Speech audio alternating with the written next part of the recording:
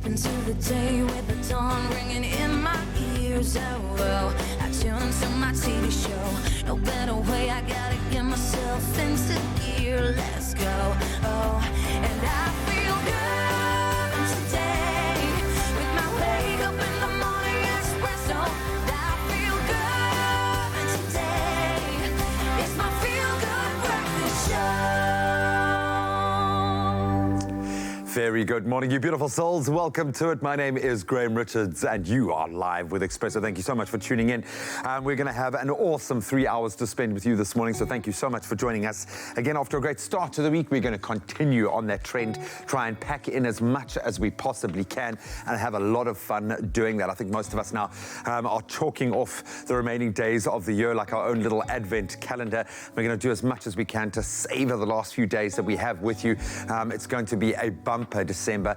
And on that note, and I stress the word note, we're going to bring you one of the most dynamic South African musicians, not just in the land, but he has spread the South African, I think, level of talent on a global level. Now, Matthew Mole is going to be in studio today, a completely unique and unbelievably talented performer and an all-round nice guy that we love hosting. So cannot wait to have him here and join us today. It's going to be a lot of fun. You can let us know on our social media platforms what you've been getting up to, how you feeling, how was your start to the week. Share with us, connect with us, like our pages, get onto Facebook, get onto Instagram, and share a little bit of that love. You are the kingpin of the show, and we need to hear from you. It's going to be just the three of us this morning, and the ladies, I'm waiting with anticipation, but I'm expecting are looking absolutely gorgeous this morning. Morning, girls. Morning. Standard procedure, Graham. Looking at As you can see, this is live TV. If there's no time, you put your shoes on while we're in the WBT room. My name is Jamie Domberg, reporting live for Duty this morning on a Tuesday morning. And of course, Kudla Adams putting on her young shoes here. Good morning, South Africa. Tell me, you're looking absolutely gorgeous. You look like you're walking out of a corporate meeting. Fempire. I just want to scream Fempire Queen today. But of course, wherever you find yourself, in whatever part of the city, we want to let you know how to dress accordingly for the weather. So we'll start off in Johannesburg today. Now, sunny conditions are expected in the day with very warm temperatures. But as the evening approaches, a strong thunderstorm will hit and will be followed by a couple of heavy showers.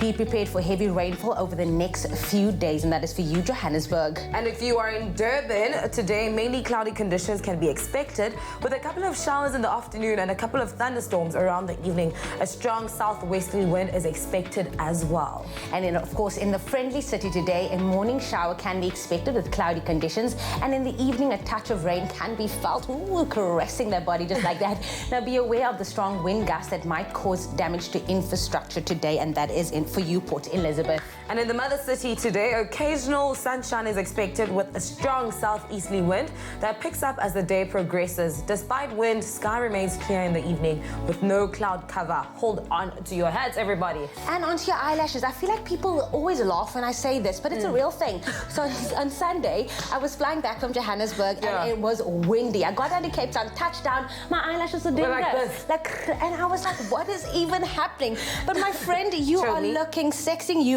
You're bringing out the slage black is always beautiful. So tell me all about your look. Even though you don't have your shoes on this morning, it's fine. Woolies is where it's at. Because I feel like I'm walking out the corporate meeting with you. Don't mind my shoes, everybody. I just decided to add print to my all-black look. Absolutely. You know, just to spice it up a little bit. And you are a pop of color this morning. Mama, if anything, it's taught me that, like, you can just mix and match. Yeah. It is subtle, but I still feel sexy. And of course, I'm a sneaker girl, so I'll even take these young boots off, and then after the show, just pop on a young sneaker, and I'm good to go to wherever. Play dates, be a mom. They're going to think that I have this mommy has money, but it's fine. Now, of course, Hoolie's phenomenal 5 weeks of newness campaign is guaranteed to elevate your fashion into the new. Now, this week we are going all glam, as you can see, with Miss Universe South Africa's Zozibini Tunzi Yobuthe. Oh, yes. Now, this is what she had to say about this capsule. Glam is a great dress with some shine, a bold lip, a highlight, something that's going to look striking. Glamour is more that extra mile.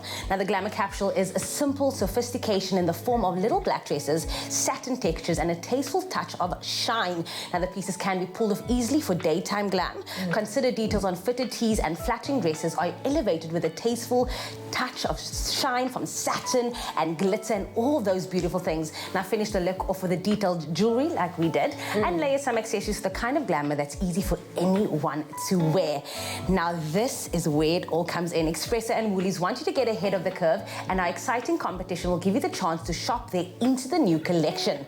Now to stand a chance to win a 2,000 Rand Woolies voucher, visit the capsule collection on the Woolies website, put your favorite capsule collection items in your cart and then screenshot the cart. That is the most important part. Screenshot it. Now to enter, reply to the competition post on the Expresso Facebook or Twitter page with your screenshot and tell us what about the chosen items you love. And I'm sure there's so many. I actually checked out the social media page yesterday and people are commenting they really love the new collection. Now remember to include the hashtag into the new with your answer. The competition closes on Thursday, the 5th of December at midnight. T's and C's apply and can be found on expressoshow.com. And remember, we always say, whatever you wear, the sexiest thing to wear is confidence.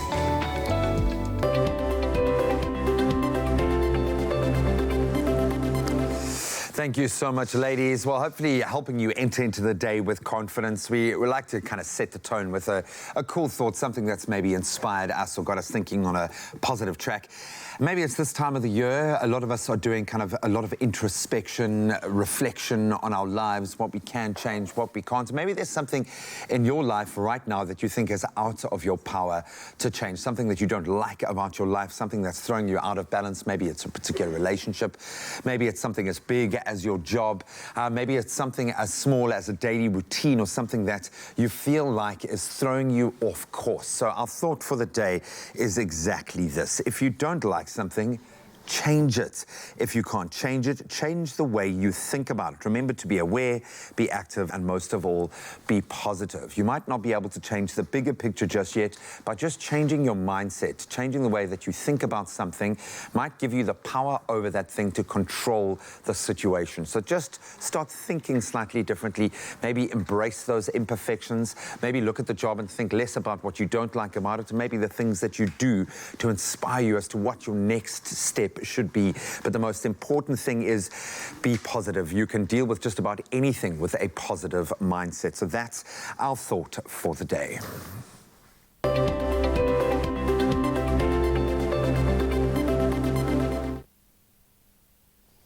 So here's an interesting thought. Christmas is around the corner. I started my Christmas shopping officially yesterday, and I'm going to continue today over the next couple of weeks. I want to have it all wrapped up, done and dusted. But here's a question for you, and I want you to, this is a safe space, okay? You can share with us. I want you to spill the beans.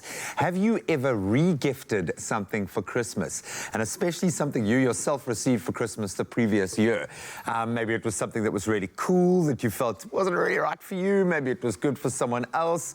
Maybe you just were a little bit skint and you wanted to spend less money. What motivated you? What were you thinking when you re-gifted something? And I think in a lot of cases, it's perfectly fine. We're not judging. As I said, this is a safe, judgment-free zone. But share with us on our social media platforms. Have you ever re-gifted something? What did you re-gift? And what was the reaction like when the person received it? And maybe you're planning to do it this year for Christmas. You can let us know on our social media platforms. You can have a think on that as we officially kickstart our duties here. The news headlines. Thank you so much, Graham. Let's take that first look at your news, starting off with the national news. Now, the Competition Commission says major players in the data market, such as MTN and Vodacom, need to agree to a substantial and immediate reduction in pricing. Now, mobile companies have been given 2 months to reduce mobile data prices by 30 to 40% or face prosecution.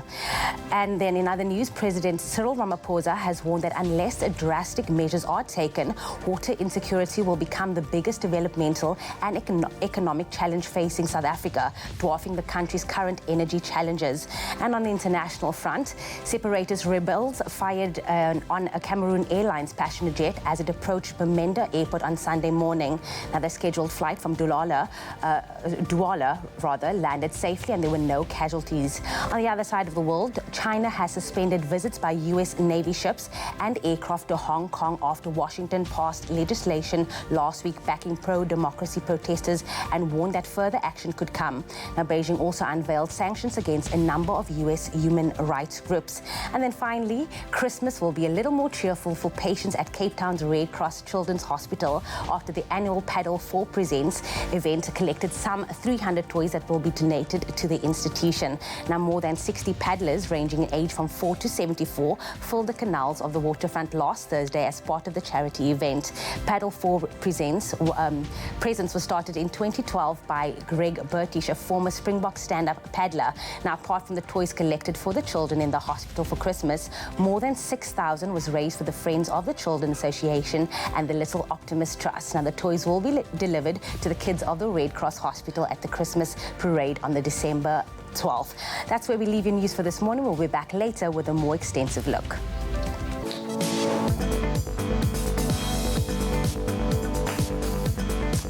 Let's throw it forward to next year in rugby. The Rugby World Cup winning Springboks will face the All Blacks at Eden Park in 2020. That was after New Zealand Rugby confirmed its home fixtures for next year's international season. Staying with rugby, the South African under-19 national team claimed a very hard-fought 28-21 victory over Georgia at the Shevardani Rugby Stadium in the Georgian capital of Tbilisi yesterday. Then on to cricket. Australia beat Pakistan in the day-night second test by an innings and 48 runs to wrap up the Test Series 2-1 at the Adelaide Oval. In football, Manchester City manager Pep Guardiola has confirmed that star forward Sergio Aguero will indeed miss City's match against Burnley this evening and Saturday's Manchester derby against Ole Gunnar Solskjaer's Manchester United. We'll expand on all of those stories as we progress, but right now let's take a more expanded look at the weather.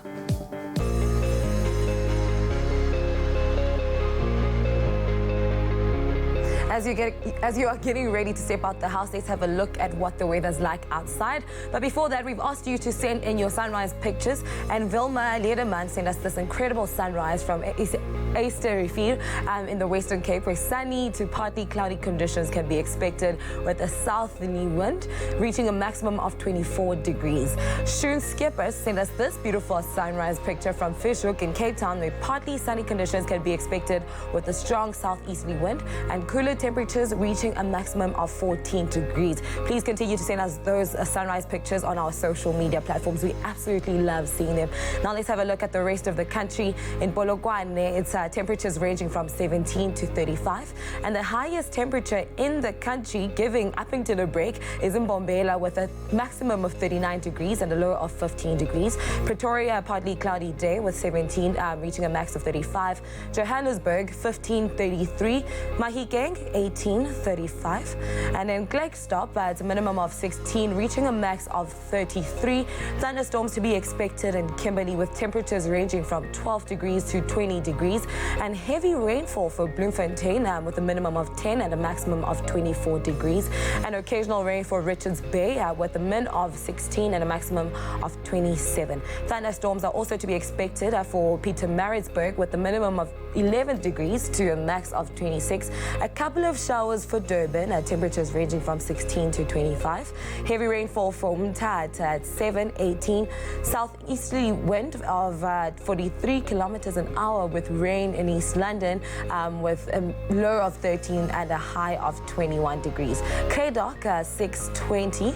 Southwesterly wind of 46 kilometers an hour in the friendly city Port Elizabeth with temperatures ranging from 13 to 21 degrees. If you're in Georgia, your minimum is 12 degrees and the maximum is 17. And the lowest temperature in the country, Sutherland, with a low of 1 degrees and a maximum of 18. It's going to be a pretty cold one in Sutherland. And southeasterly wind of 37 kilometers an hour in Cape Town, 13 with a minimum of 13 and a maximum of 18. And in Worcester, minimum of 6 and a maximum of 21. High humidity for Springbok at maximum 25 and a minimum of 12. And Uppington, 16.30. Wherever you are, whatever the weather, make sure you have yourselves an incredible Tuesday morning.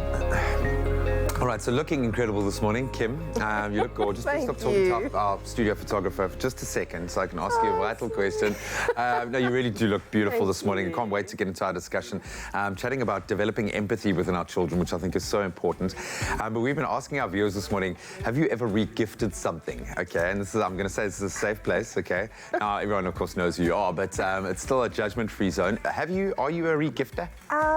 Okay, let me be honest. Way back when I was a student, yeah, I used to re-gift. Yeah, but that's permissible. Things, yeah. See, I'm in two minds because I come from a very thrifty, awesome, creative family. So, like things like gift wrapping and those sorts of things, we'll try to reuse. Absolutely. For the environment. But re-gifting wise, I don't know if I have. I kind of a little voice in my head says that I probably have. Probably have. I'm just not brave enough to say it out loud in case that person's like, oh my word. But this tie, I love this tie. But it is perfectly acceptable. Sometimes you get something that's not really kind of suited for you, but you know would be great for someone else. Exactly. There's nothing wrong with re-gifting, I'm saying it. But yeah, exactly. So share with us this morning what you have re-gifted. If you're a re-gifter, maybe it's part of your family ethos. I'm going to ask to receive the gift that keeps on giving. Can I please have a coffee? What are you drinking this morning? What's your vibe? I'm a cappuccino lover. So that'll be great. Thank you. And you know what? You can re-gift my cappuccino to Kim. Oh, wow. Great. Thanks. My Christmas gift. It's a brand new gift. Only the highest grade Arabica beans. McAfee, great coffee, simple. See you after the break. Only you can make my day.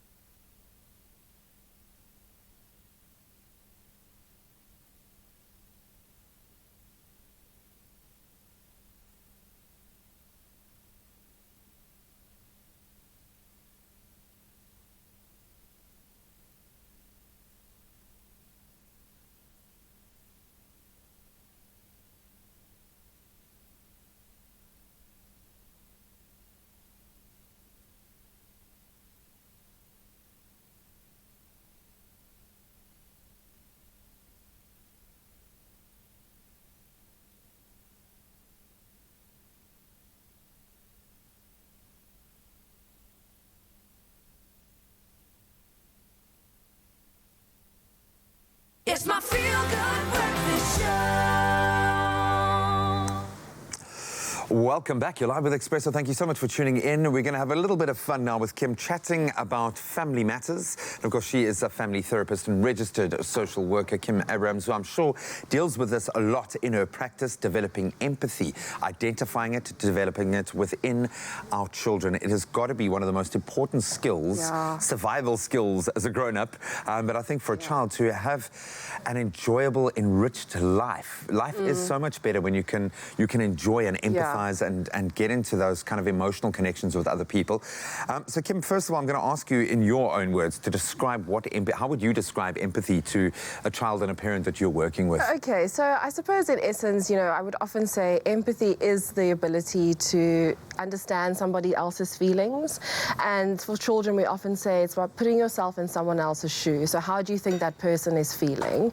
It's one of my most favorite topics to talk about because it's such a beautiful trait when you actually start seeing it in a child. For sure. Yeah, so it's about compassion, it's about kindness, it's about the ability to see someone else's needs and what they are going through. And then on some level, you're actually connecting with that. So it's a very deep level of connection that, you know, makes us different from anything else, like animals and robots and all of that. Yeah. I think even for adults, but for a child, it's got to be a brilliant tool to learn about yourself, because you're seeing yourself reflected in others as they are reflected in you. But why is it such an important skill specifically for a child to develop? So when we're parenting children, we always have to think long term for them. So what type of person do we, you know, what character traits or morals and values do we want to instill in them? And one of the most important things, I think, is that you have a child who's able to build connections with people and to maintain those connections. So children who have the ability to empathize are often ones who have strong friendship groups. They are always the ones really who friends come to when they're having problems. And this is important because as your child grows up, they're going to go out in the big wide world and they need to learn to be able to connect with people, not just in terms of... It might land them that job. Absolutely, not just in terms of personal relationships, but friendships and things. Because if you think about it, when somebody connects with you and says, I understand what you're going through, that must be really, really hard. There's something that happens between you and that other person that connects you. So that's one of the most important reasons why we want to instill it. I'm just seeing layers. You know, it just adds layers to life. Is it there innately? Are we born with empathy? Is it something that has to be activated by a parent? How do you feel? It's one of those, there's two schools of thought about it. One school of thought is we're not born with it. We have to nurture it and develop it. And another school of thought is that actually some children are born just predisposed to having a personality where they are more open and receptive to empathize. I think the latter is true. You know, it's a scale, I suppose. Yeah. Absolutely. Children are born with their own personality, and we can either nurture that and develop it or actually trump it down and just make it worse for them, really. So it's all in terms of how we're developing it in the home. Whenever we have these discussions, it's always like you hold up a mirror to my face and I've got to now start considering myself as a human being, and I think that's what parenting generally is about. And I think once you start to become more comfortable in your own skin and embrace these things, it becomes easier to impart those skills. But when should we start actively having a conscious conversation around it and start trying to develop that sense of empathy within our kids? So there's no set age. There's no set age where we say to parents, by now you should have been starting to teach your child empathy. You actually do it when your child's a baby anyway. So if you think about it, when your child cries out, you go to them. You're trying to figure out. Yes, you try to figure out what's going on. You're showing empathy. So then a child learns, when I express a need, people come to me and I can trust the world. But what we say is the sooner the better. So with toddlers, it's great. You can actually do really fun activities with them to get them to open up to the world of empathy. And that's mainly through play. So, you know, baby dolls for boys and girls are great ways to, you know, children feed the dolls, they cuddle the dolls, they put the dolls to sleep. That's a really lovely process to enter with a child, to introduce them to empathy. And then there's a host of other things we can do as well, like reading to the child and getting them to think about the character and the plot of the story.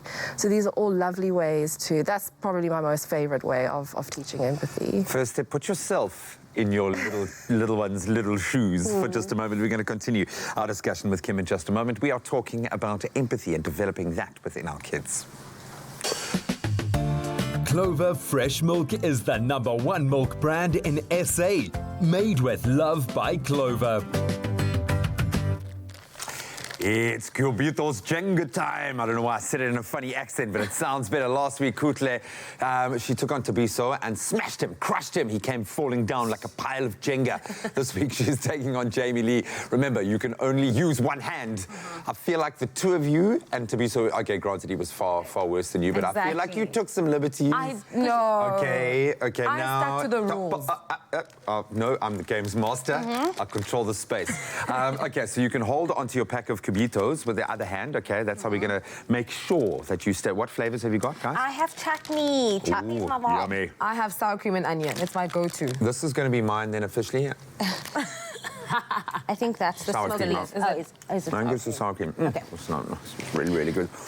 Okay, we know that Clover Cubitos are the perfect game night snack made from 100% real cheddar cheese. It's got that tang. Everyone will love them. They've got 3 delicious flavors. And all that remains now is for us to play. Yes. Oh, no, I'm getting the aftertaste. There's a barbecue, definitely. Oh, that's lovely. Okay. Who's going to go first? I feel like I'm first going to do this because I get very competitive. Okay. So just want to... That's great unrivaled, sportsmanship. I love you. Oh! Okay. Wow. Let's go. So then you go first because you almost won last week. Oh, you said I know, it's tough, eh? See how difficult it is not to cheat when we force you like that. No. Oh, wait. Wait, what's going to happen if I put two, pull two? You can try to put it back there with the one hand. You're more than... Wow. Came straight out the bat there. She's only used one hand. No, Gee what are you whiz. doing? Yeah, exactly, I know. It's a mistake, Tommy. Friend. Or is it a very devious, calculated move It's really to own not. the space? I don't have to cheat, guys, to win, hey? I'll show you how it's done right now. You're even speaking to Bisa's tonality now, and that makes me nervous, Maybe okay? it's because I miss him. I miss him as well, wherever we you go. are today, Uncle Tabsy. Okay, so if you lose this, Jamie Lee, Domberg. okay, you're never allowed to call me Uncle Graham again. Okay, that's the rule here. Hey. It's sideways. Yeah, there we go. It's quite nerve-wracking. Are you shaking? Are you nervous? Don't worry, it's not like... No, the stakes are high, I know, but it's no pressure. It's a game night. We're having fun. We chilled. Hey. There we go. You guys are doing such a good job. Now, the sour cream and onion, smoky beef, and then, of course, chutney. That's all unusual. delicious No, but flavors. You're not allowed to distract, eh? Yeah, No, thank you, I feel I'm not I feel distracting like I'm going to knock the table. Can I move my hand? You to can other hand? you can Yeah. swap hands. You are allowed to do that. High in energy, as you can see. Both our competitors here receiving lots of energy. High in protein. Natural source of calcium. Calcium, like any good cheese. But the flavor is king. And they've perfectly measured the bite size. The size of it is amazing. Hey? It's Yeah. not too much. It's not too little. Not at all. It's perfect. Or you shoved like 9 in your mouth there. So I don't No, know. it's So you literally can like if you like that. If you like a kootle and you want to just chow the whole packet. Get in there, girl. Get in there. Wow, you're going to do that, eh? You're going to go right to the base and you're going to mix it up. I feel like your nails are really helping you. No, they're not. Are they not? We both have the same lengthy kind of Yeah, I nails, know. Graham. So Whoa. I feel like you're looking for Whoa, Jamie. excuses Excuses for me no. not to win. For reasons Oh, for me no, I not want to you win. to win. I want the You best want for me you. to- thank you I so want much, the best, Graham. but I I'm torn appreciate that. because I want both of you to achieve your full Jenga potential. This girl is going to bottom. Ooh, wow. See, there the nail is helping you. It's like a utensil that you can use. Don't knock the table. Don't. If you knock the table, you're out, eh? Ooh. Oh, now it gets. It's a very real, close eh? encounter. Oh, you check now. Science is not your friend here. You've got the physical forces, downforce on that particular block. But And Graham, the Games friction. Master, Yes. is it not touch's move? Like once you touch it, you have to take it out. No, it's No. fine. No, look, as long as you That's got how they play in one. PE, shame. My director's saying, no, that's chess, okay? That's We don't play your street rules Jenga here, girl, okay, where it's like, Yeah, I get There Jamie. we What's go. going on here now? wow, hey, guys. Yeah, This is a good, pretty good Do showing. Mm. not steal my Your what? my thingy. Your, Okay. it's good. Oh. I have a feeling I'm giving you like 2 more moves, and I think then it's going to come crumbling down. I think I'm bad at Jenga. Okay. Ooh, have you played a lot of Jenga? Are you a Jenga? No, Jenga-ra? not really. I'm not a Jenga. I'm more of a 30 seconds kind of girl. But, Okay, cool. Ooh, wait, 30 seconds gets nasty quickly. Come on. Jamie Lee. That's fine. That's fine. Oh, I'm loving this. I'm loving it. Come on. I've been loving it. Keep up this pace, guys. It's creating a beautiful, crazy atmosphere. Okay. Get in there. Come on. The friction of the wood-on-wood friction was just too much. Kutle, you are the reigning champion, hey? You've been trying to open that. I think you were distracted. You were distracted by your cubitos. You can join us again next week for another round of cheesy, cute fun. And remember to get to the shops, get your hands on some beautiful, delicious Clover cubitos available in sour cream and onion, smoked beef, and chutney flavors. At the end of the season, maybe they'll name a flavor after you. Imagine. Kutle. Spicy food. That's actually perfect. Well done. Well done, Kutle. Clover Fresh Milk is the #1 milk brand in SA. Made with love by Clover.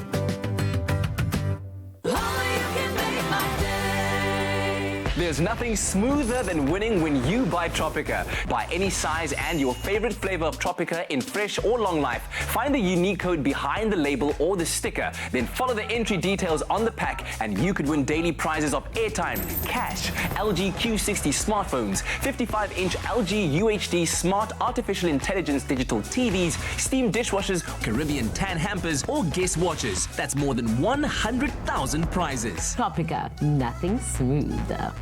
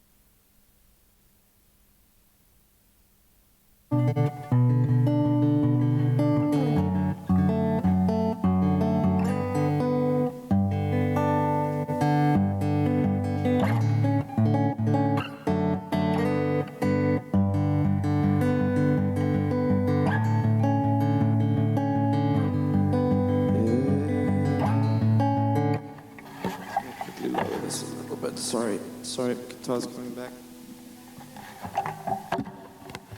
Always the light in the dark, and I found it, a treasure, your beautiful heart, and with every piece of mine, I love you more than life. 10 seconds.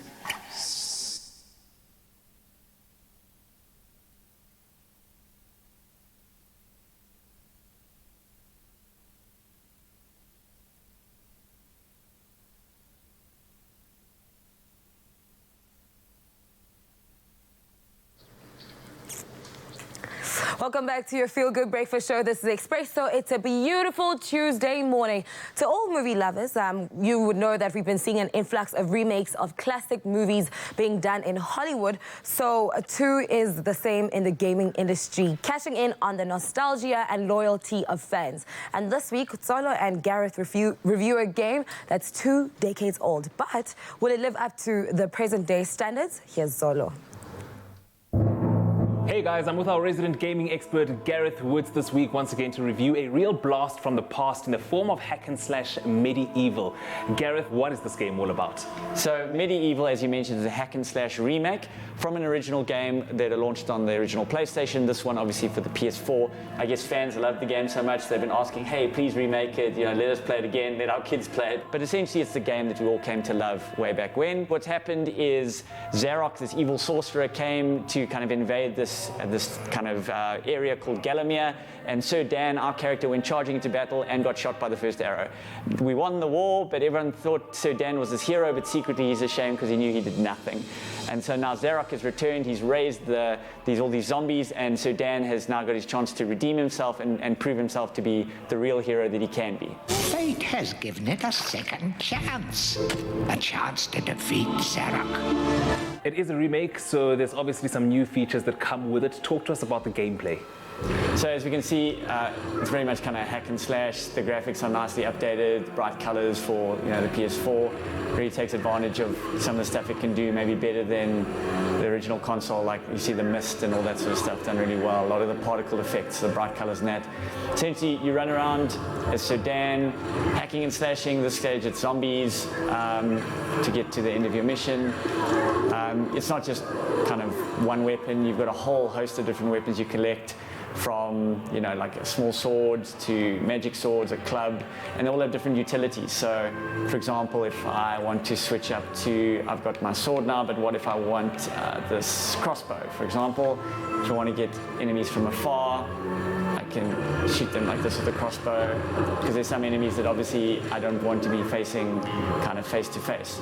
But essentially, yeah, a lot of fun, bit of like puzzle solving, platforming. You can also block attacks there with my golden shield, so I don't take any damage. But yeah, essentially running around, hacking, slashing, having some fun, and really kind of just carefree, fun game like they don't seem to make anymore. They're all these way more serious toned games. And who would you say it's for? I mean, if you're a fan of kind of the old school way games were made on the PlayStation, they were just built from the ground up with fun. If you love that, if you played the original and want that kind of like that injection of nostalgia. Also, it's got that great that kind of fun, spooky feel, like a lot of Halloween sort of shows. Reminds me a lot of The Nightmare Before Christmas by Tim Burton. So if you love that whole like fun Halloween, tongue-in-cheek, there's a lot of humor in the game. If you're looking for something like that, I think you'll really, really enjoy it. And lastly, your verdict, how much are we giving it out of 10? Obviously, it's hard to give a rating for the game that's been a remake, because you've got to kind of take into account that while the graphics are up to speed, you can't really compare it because games have changed so much. If you take that into account, I'll probably give it a 7.5 as a game. You do realize that certain gameplay mechanics feel a little bit kind of outdated, kind of like checkpoints and save points. You know, some games have like, we've almost been spoon-fed in a way. So some people might find some of the bosses maybe a little bit difficult, or some of the mechanics a bit clunky. They've done a lot of work to improve it, you know, to get it up to speed. But that being said, if you're looking for a game that's just a lot of fun, full of nostalgia, then yeah, you can't beat a game like Medieval. And there you have it from our resident gaming guru, Gareth Woods. If you're looking for something a little bit nostalgic to take you back to those PlayStation 1 days, this won't disappoint. And the best part is that it's got a modern day twist to it. So it's definitely a 10 out of 10 from me.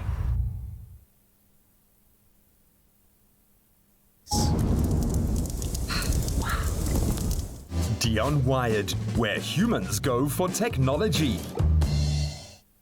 Ooh, I love me some Dion White, and I don't know why I feel like Oprah today. I think maybe it's the suit as well, because I want to say, you get a prize, everybody's getting a prize today, because after the break, we're starting our 15-day countdown, where every day someone is going to get something courtesy of Dion Wired. So you do not want to go anywhere. You want to stay tuned and find out who our first winner is right after this.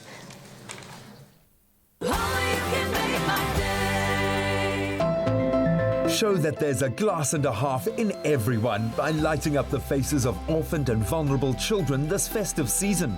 Donate your pre-loved toys, books or games at the Cadbury Dairy Milk Generosity at the Mall of Africa in Johannesburg between the 10th and 16th of December. You can also donate your pre-loved or new toys at selected Toys R Us stores or online at toysrus.co.za.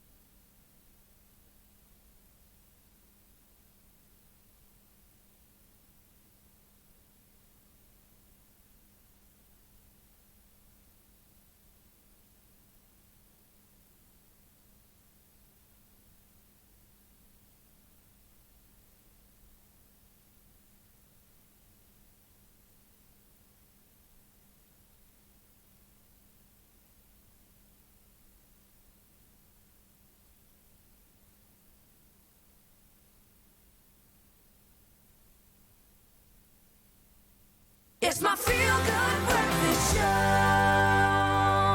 Welcome back. You're live with Expresso. We're going to continue a very interesting discussion for me, certainly as a parent. Earlier in the show, our therapist and registered social worker, Kim Abrams, explained the importance of helping our children develop the skill of empathy. We're continuing that conversation right now with Kim.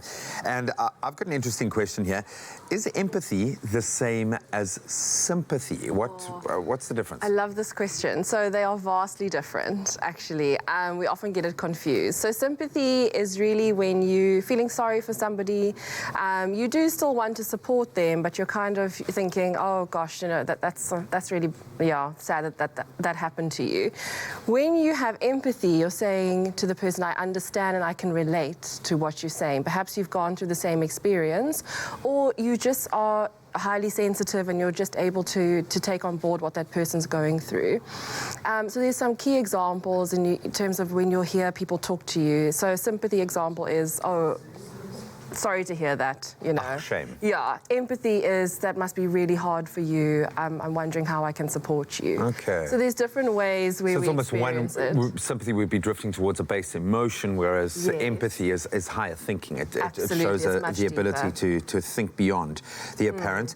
If our child is not showing signs of empathy and we're concerned as a parent, is there a test we can do ourselves, or can we take our child to have an empathy test? How would you go about identifying where they sit on that scale as we've identified? So this is a tricky one. Parents often ask me, you know, is there a test to do this? Is there a test to do that? There isn't an empathy test. What we do have, though, is we have research going on, scientific research, where different measures are being put in place to measure a child's empathy. But those findings we use to help us to understand child development and how to work with a child. So there isn't really a specific test that you can take your child, you know, to have. But if you are worried that your child is maybe not showing the signs that you'd want to see, perhaps go back and try to implement some strategies that you can teach them to understand empathy. So reading to them, asking them about the character plot, playing with dolls or any of characters that they enjoy doing, and then it's easier to open up. Yeah, maybe them understanding how you're feeling going through a particular situation. If they can identify, that's obviously going to be a very useful skill as a parent. One thing I am concerned about, because I'm quite an emotional being, and very often I feel like I take too much on board, and I'm worried that Jack's going to take that on. But it's also awesome to feel and be able to empathize and have that emotional intelligence, that EQ as well. Is there so much, such a thing as too much empathy? There is. We often call it compassion fatigue. Where, I like that, where you go through a phase of just feeling completely stressed and drained out because you're taking on a lot of people's experiences and their feelings, and then then you internalize that, and it's exhausting. So we really advocate, especially for parents, to practice self-care, because I think parents often can over-empathize with their children, and that's often out of love. You don't mean to do it deliberately. It's just you are worried about your child. So practice self-care things just to help you just to connect with who you are and what you enjoy, and then it kind of makes you a bit more refreshed to go back and try to connect with your child or people around you. So just and you've got to fill your own cup up from time to time. Any final tips of advice? Enjoy teaching your child empathy. It's such a beautiful trait to see once your child displays it, and then you really can give yourself a massive pat on the back as a parent. And just keep practicing it, keep enjoying it with them, and use games and books to help them to understand the concept, and it will be much easier. Well, I can empathize with you right now how much this means to you, this particular conversation, and that kind of feeds into how important it is. Absolutely. I think as a parent, not just for your child, but also for yourself to develop that strength. We've had a couple of social comments come through on our social media. Quite a lengthy one coming in from Pomolo Molly, saying parents need to sit down with their children, have a deep emotional chat with them. Children learn better and understand better by seeing. So sometimes when people go through certain things, you need to support them, and your child can learn from that. Teach them about humanity, about love, why it is important to love everyone and respect everyone regardless. You as a parent need to be humble as well. It's no point in teaching your child about all that by only to find out that you yourself don't practice what you preach. Oh, that's beautiful. Really that's well so put. so beautiful. And a really nice way to also encourage your child to talk about their feelings is to use the emojis on your phone. Oh, cool. You know, you don't have to get up and go out and buy expensive things. You can start teaching them about feelings just by asking them what you think that's showing. Yeah, it's a fun way to teach them. And also, I think, become a bit more savvy yourself through that process if you're a parent who's feeling like you're on the wrong side of the digital divide. Kim, really, really helpful chat. Thank you so much. From a parent's perspective, I've gleaned some absolute gems out of that. So hopefully we've helped you to empathize with your child a little bit more, but start that journey of teaching them empathy, a vital skill that's going to help them throughout their life. Oh, it's the most wonderful time of the day. 15 prizes. Oh, come on, Graham, cut me some slack. 15 prizes, 15 days, 15 winners of nothing but pure bliss, courtesy of Dion Wired. Behind these magical doors, we have the best in home appliances, the best in tech, the best in all things we want and love. And we have our very first winner on the line, Cheryl Fontaine. Cheryl, are you there? Yes, I'm here. How are you? How do you feel? You're the first winner, or first person to be chosen to be a winner. How does it make you feel? Oh my gosh, I'm so excited. I'm so thankful to Dion Wired. I'm very happy. Oh, Mama, what are you hoping for today? Oh gosh, I have no idea. I don't even know Anything. what the prize might be. Anything. I'm just happy. Okay, now what you're going to do for us, there are 15 numbers, 15 doors. You're going to choose a number from 1 to 15, and whatever's behind the door, you're going to take home today with you, courtesy of D&Y. So are you ready, Cheryl? Yes, I am. Mama, what number are you going to choose? Okay, I'm going to go with number 7. Number 7. Why number 7? Is there any specific reason? My husband this morning, I just said to him, Lala, which number do we go with? And he said 7. Listen, I do hope that your husband is correct. We're going to open that number for you. Number 7. Kutle, you're looking pretty in black to open for you. Crossing your fingers. Here we go. Cheryl Fontaine, you have won a NutriBullet worth 4,499 rand. You're a winner. You're a winner. You're a winner. You're a winner. How does it make you feel? Oh my God, I'm so happy. Thank you so much. Are you? Oh, Mom, I'm so happy for you. Are you going to be keeping the gift? Or are you going to be re-gifting the gift to give to someone else for Christmas? I'm keeping it. I'm keeping this gift, definitely. Congratulations so well to Cheryl Fontaine, our very first winner of our Dion White 15 days. Now, of course, thank you so much, love. We'll be in contact with you shortly with regards to how you can redeem your prize. Okay, Mama? Thank you very much. Thank you. Pleasure. Now, guys, you heard Cheryl. She's excited. She just won, but you still have 14 days left to win one of 14 prizes that is remaining behind this door. Now, just some of the things up for grabs are a PlayStation 4, a JBL Party Box speaker, which we all want, an Expresso coffee machine, a Galaxy A3s smartphone, a Kenwood chef, and so much more. I mean, it is just right here. Now, to get into line, SMS the keyword Dion Wired, your name and email address to 33728 and cross your lucky fingers that we give you a call. Now, remember that SMS costs R1.50, no free SMSs apply, and all the terms and conditions can be found on expressoshow.com. Hello, and that is where we go for Dion Wired. Oh, yeah.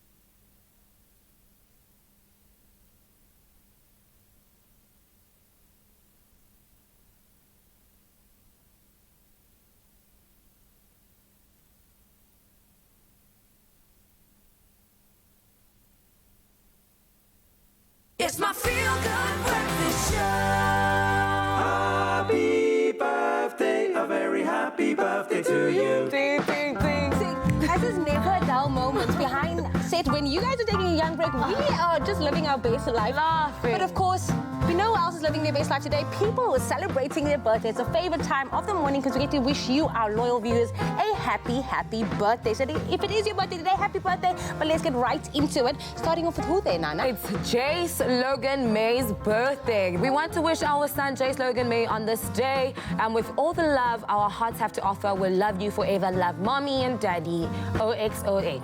OXOX. And then a happy 20th birthday to Katie. May the good Lord keep you and bless you today in all. From mom and dad Tian and Madison. Happy birthday, Liam. And then a sister, a friend, an aunt and a daughter, 1 year older, 1 year wiser, we hope, my friend. Thank you for making this journey called The Great Life with you by our side. Love your fam jam, the Engelbrecht family. Love you, Robbie. And lastly, I would like to wish my life partner a happy 24th birthday.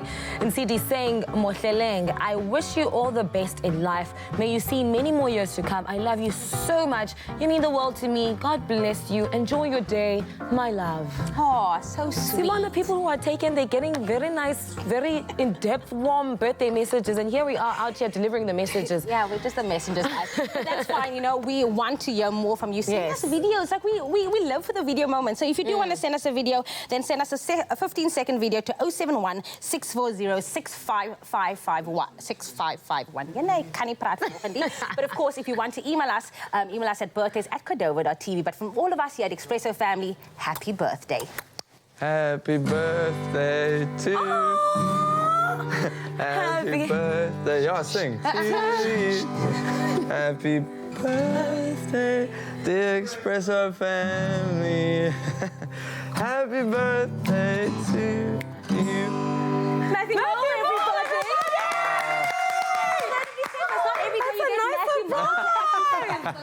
Thank you. Thanks, happy birthday. He's a chart-topping SAMA-nominated artist. Of course, we are talking about none other than Matthew Mole. Sound is a perfect blend of folk with electronic undertones. He is quintessentially South African, but he is performing on a global stage now.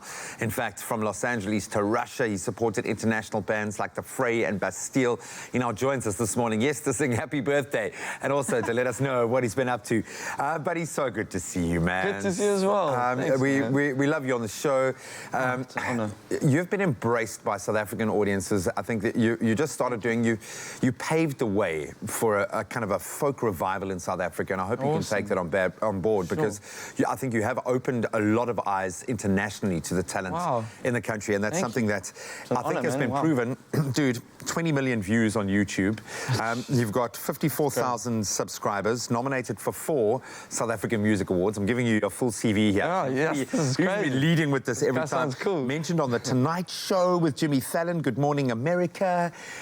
This is pretty cool. Like, do you still feel like a South African artist? Do you feel like a global artist? No, I mean, well, yeah, I love South Africa. Obviously, it's home, so yeah, I definitely feel like a South African artist. I mean, it's amazing. These global things are amazing, and it's really encouraging, and it's awesome. But I mean, I'm always going to, my roots are always going to be here, and I'm always going to have that in the music.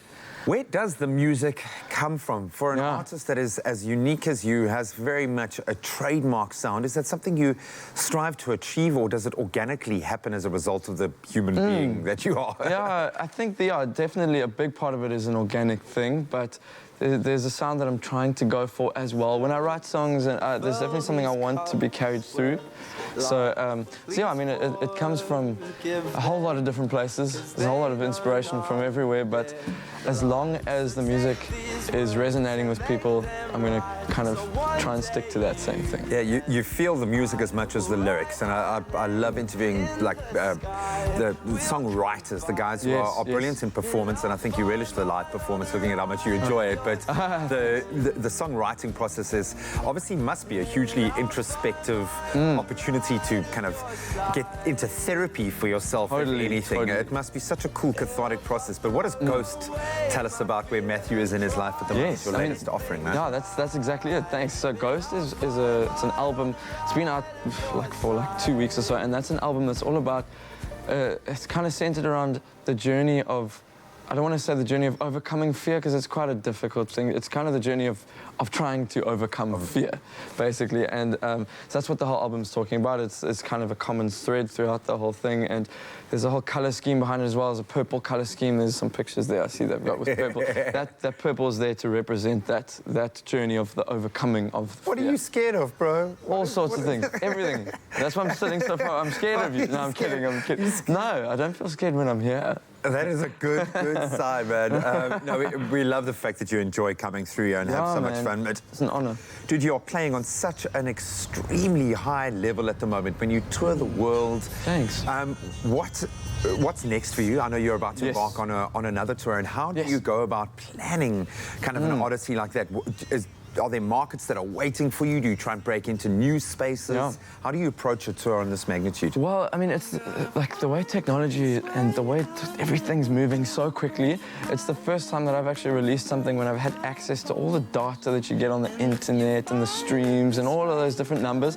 So it's really amazing because you're able to use those kinds of like the access you have to it. You can use all of that info when it comes to touring, especially outside of the market that are like outside of the South African market. Your comfort zone, yeah. Yeah, which is amazing. So the plans now are to play the songs around South Africa, go and tour the album here, and then with all the information we have, we're going to take it to Europe and in the US and just kind of get the word out to as far and wide as possible. Oh, I can't wait for you to be in a place that you've never been to with an audience that you've never touched that knows your music. Yes, that must be the coolest feeling in the world. Oh man, it's crazy. It's really amazing. I was going to ask you a really important question about peanut butter and jam sandwiches, but I'll get onto that in just a moment. That's a cliffhanger moment right there. But Matthew, absolute honor having you play for us. Thank you so much for letting me be here, man. So we absolutely love that. Thank you for your rendition of Happy Birthday. We also enjoyed that. But Matthew Mole is going to be with us all morning performing a couple of standards and giving us a little taste of Ghost's brand new offering as well. The time now is 7 o'clock. Let's take a look at what's happening in and around the country. The Competition Commission says major players in the data market, MTN and Vodacom, need to agree to a substantial and immediate reduction in pricing. Now, the Commission, briefing the media in Pretoria on the data service market inquiry yesterday, has given mobile companies 2 months to reduce mobile data prices by 30 to 40% or face prosecution. Now, the Commission has found that mobile data prices in South Africa are excessive and perform poorly against international benchmarks, with prices generally being higher. As well as in other news, President Cyril Ramaphosa has warned that unless drastic measures are taken, water insecurity will become the biggest developmental and economic challenge facing South Africa, dwarfing the country's current energy challenges. Now, he blames corruption as being a significant contributor to the crisis. Writing in his weekly newsletter from the desk of the president, Ramaphosa says 126 billion is needed to build water infrastructure to ensure future water security. Now, the government had already provided 260 million to address drought this year, including support to purchase fodder, reticulate water for livestock and for dam distilling. Now, on the international front, separatist rebels fired on a Cameroon airline passenger jet as it approached Bamenda Airport on Sunday morning. Cameroon Airlines has said in a statement, now the scheduled flight from Douala landed safely and there were no casualties. However, the airline said the aircraft was able to land smoothly despite the impact on its fuselage, thanks to the bravery of the captain. Now, the English-speaking west of Cameroon has been a battleground since 2017 between the army and rebels seeking to form a breakaway state called Ambazonia. Now, on the other side of the world as well, China has suspended visits by U.S. Navy ships and aircraft to Hong Kong after Washington passed legislation last week backing pro-democracy protesters and warned that further action could come. Now, Beijing also unveiled sanctions against a number of U.S. human rights groups. This comes after President Donald Trump signed the Human Rights and Democracy Act into law. The act orders an annual review to check if Hong Kong has enough autonomy to justify special trading status with the U.S. Now, China has urged the U.S. to stop interfering in China's internal affairs. And then finally, summer holidays are here and KwaZulu-Natal is all for it Spirit pulling out all the stops to ensure that holiday makers will have an incident-free time in all areas of the province. Now, KZN MSc for Economic Development, Tourism and Environmental Affairs, Nomusa Dube-Nkube, said yesterday that the province's projections of the economic impact for this year's festive season was estimated at 2.3 billion, with 1.1 million domestic trips and 117,500 international arrivals projected from the 1st of December to 16th January. Holiday makers will be spoiled for choice with more than 30 events from across the province, said Dube-Nkube. The festive season should be a time to relax, unwind and ponder the positive prospects of the new year, and being able to do all of this without worrying about one's safety. Absolutely. And that's where you leave your news for this morning. Let's take a look at the sports with Graham.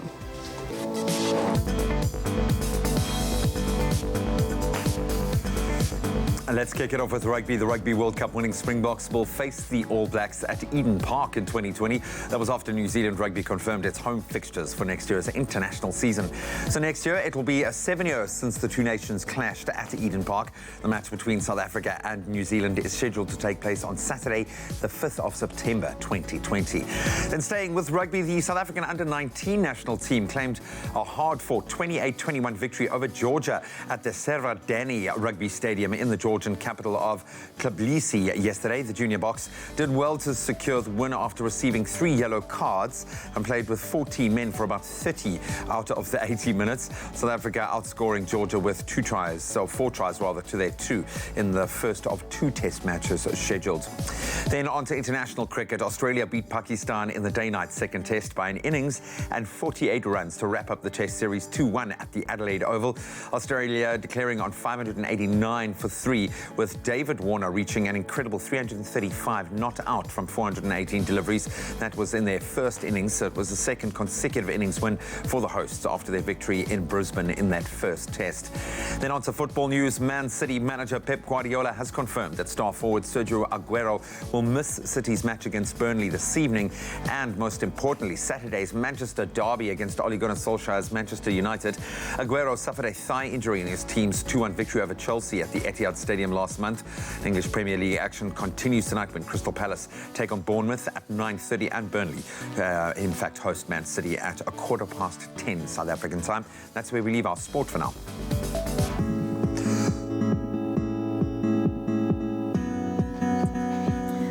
It's time to have the first look at what's happening on the roads this morning. In Gauteng, Bedford View, there's a stationary vehicle on the N3 southbound before the Giluli's interchange. The left lane is blocked and causing delays. Please approach this area with caution. And down to the Western Cape, Laingsburg on N1 route, there has been a fatal accident between Laingsburg and Prince Albert Road. Heavy delays are expected in the area and the road is currently obstructed. Please be patient on the roads this morning. And lastly, Metrorail Central Line, all Chris Hani and Captain's Club trains are suspended until further notice. Commuters are advised to use an alternative mode of transport to and from Cape Town. Please remember this festive season to remain calm on the roads and drive responsibly. Now let's have a look at the weather with Jamie.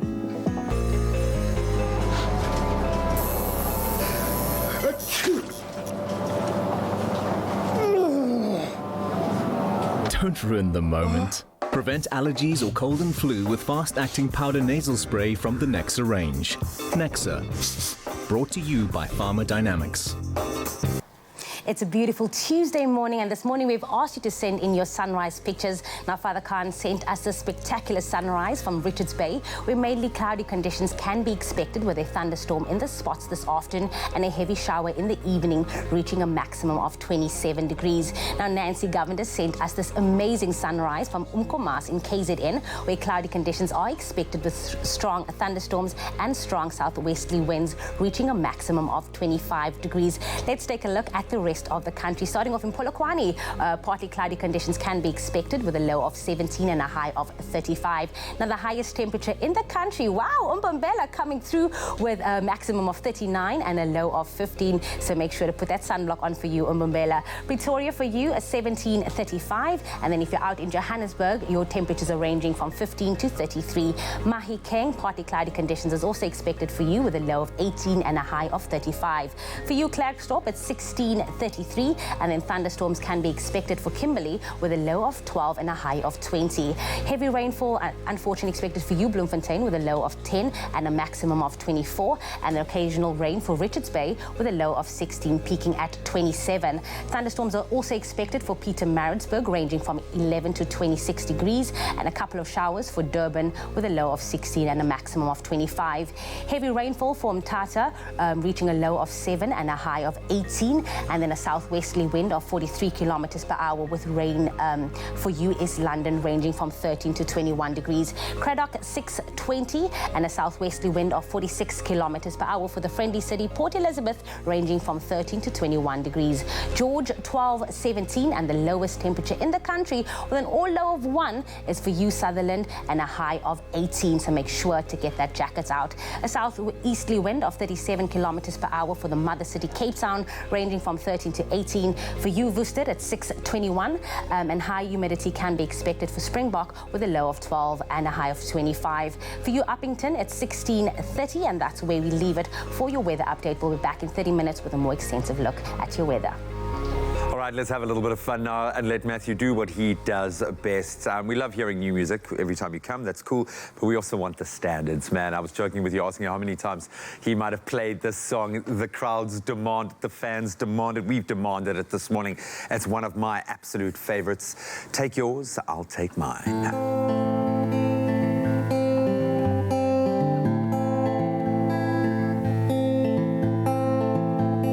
Take yours and I'll take mine. On the right hand side I'll rest, and you'll find that you take rest in wine. So take these words and make them right, so one day you and I will write our names in the sky. We'll confide, and I'll find mine on the right of your side. And I'll find mine on the right of your side. And if I throw away my fear and pride to set things right, then I'll find mine on the right of your side. And brothers and sisters, fill these cups with life. Please forgive them, 'cause they know not their lives. So take these words and make them right, so one day you and I will write our names in the sky. We'll confide, and I'll find mine on the right of your side. And I'll find mine on the right of your side. Oh, if I throw away my fear and pride to set things right, then I'll find mine on the right of your side.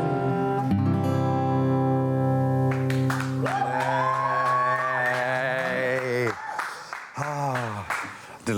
The live instant feed there. People love you. They love you so much, man. They love you so much. We love you so much. Thank you. I know you said you're kicking off your tour kind of right now. Where can people see you perform, man? So, I mean, tonight I'm heading to Plet, if anyone's in Plet. Nice. Otherwise, from the 14th, we're going to be basically all over the place, all over the country. So there are dates on my website. There'll be all the show dates. They're matthewmole.com. I mean, we'll be basically everywhere. So hopefully we'll see everyone. Awesome, man. We'll get out there, support an incredible South African artist and a nice guy. He's such a you're nice the nice guy. I know guy. you're the nice guy.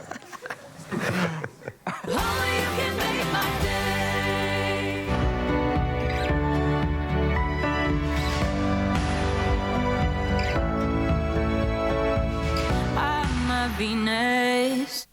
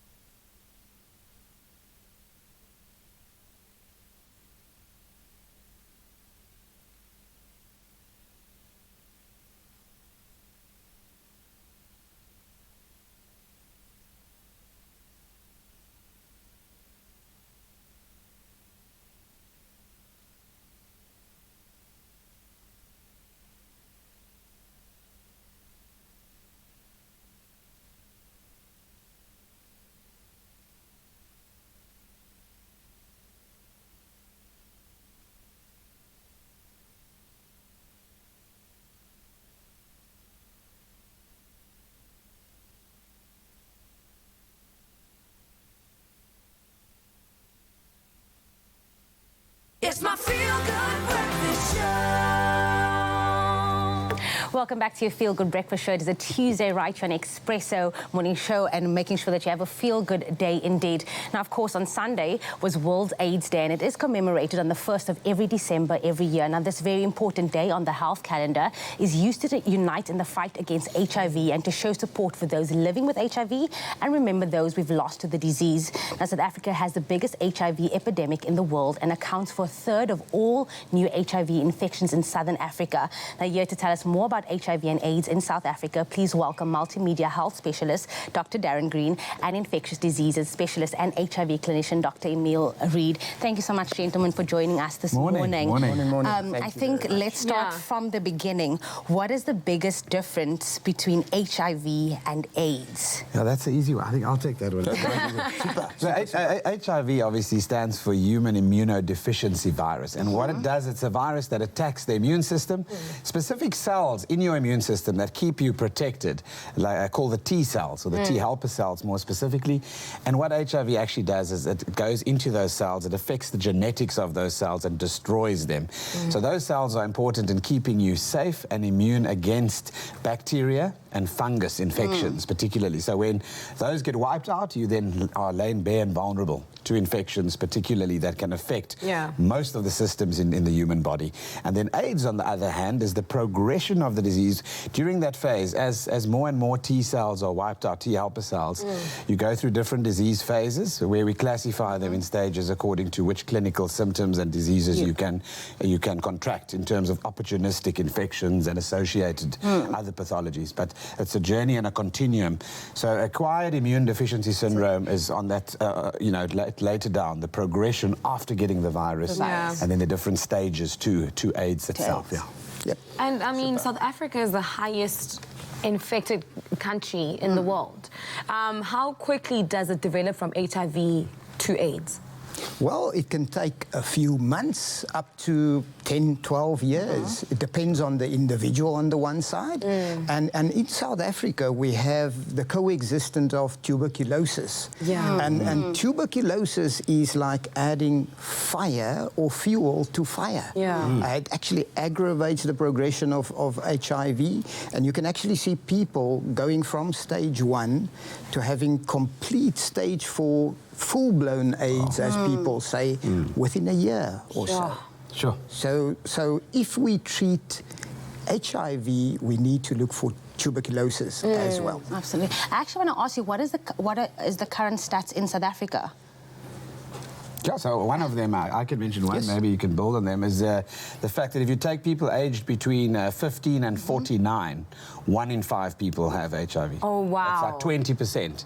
So if you're walking in a mall one day, you just think 1 in 5 of the people there aged between 15 and 49 are HIV-infected individuals. That's extremely high. And I think the one thing I can add, Darren, is that HIV doesn't discriminate. HIV doesn't have a face. And that is why it's so important for everybody to know their status. Because despite being beautiful and looking healthy, you can be HIV infected. And that's what I want to touch on. What are the symptoms that someone can look out for? Because as you mentioned, it does not have a face. So you might think you're pretty healthy, you're looking good, your weight is still intact. So what should you be looking out for? Exactly. I actually think that we shouldn't look for symptoms. We should actually all know our status, because by the time we develop those symptoms, we are already in trouble. Absolutely. And the best thing is to know your status while you're still healthy in order to maintain that health you had up to that stage, rather than to become sick, have symptoms, and then treat your HIV. So rather know your status. Beforehand as opposed to now, then afterwards. And what is the process of getting tested for those who doesn't know and is maybe even scared to get out there? I think that people don't know. It's so easy nowadays to have access to testing yourself. That can be done for free at our community day hospitals, your clinics, so money is not an excuse to get it done as a priority. You could also have it done privately, discreetly at a pharmacy. Many pharmacies offer that service as well. And there's certainly a lot of NGOs as well that also have centres set up in the different communities across South Africa, not only in the Western Cape, Gauteng, Mpumalanga, etc. as well. So you need to make an effort. If you can research Facebook, you can research a place to go and test it. and maybe if I can add to that, Darren, it's not just about going for a test, because there are even self-testing kits available. In pharmacies, and it's all about getting counselled and educated before testing, and getting pre-test counselling as well as post-test counselling. You can just imagine doing the implication of doing a test on yourself in the privacy of your own flat, not knowing what you should do with the result. Yeah, I mean, it can have dire consequences. Exactly. And there's so much stigma around it, socially and culturally as well, that affects so many misconceptions about how to deal with the positive result. And I think that's where the post-test counselling also becomes really important. This is a very important conversation, and I'm really glad that we are continuing with part 2 a little bit after this conversation with Graham.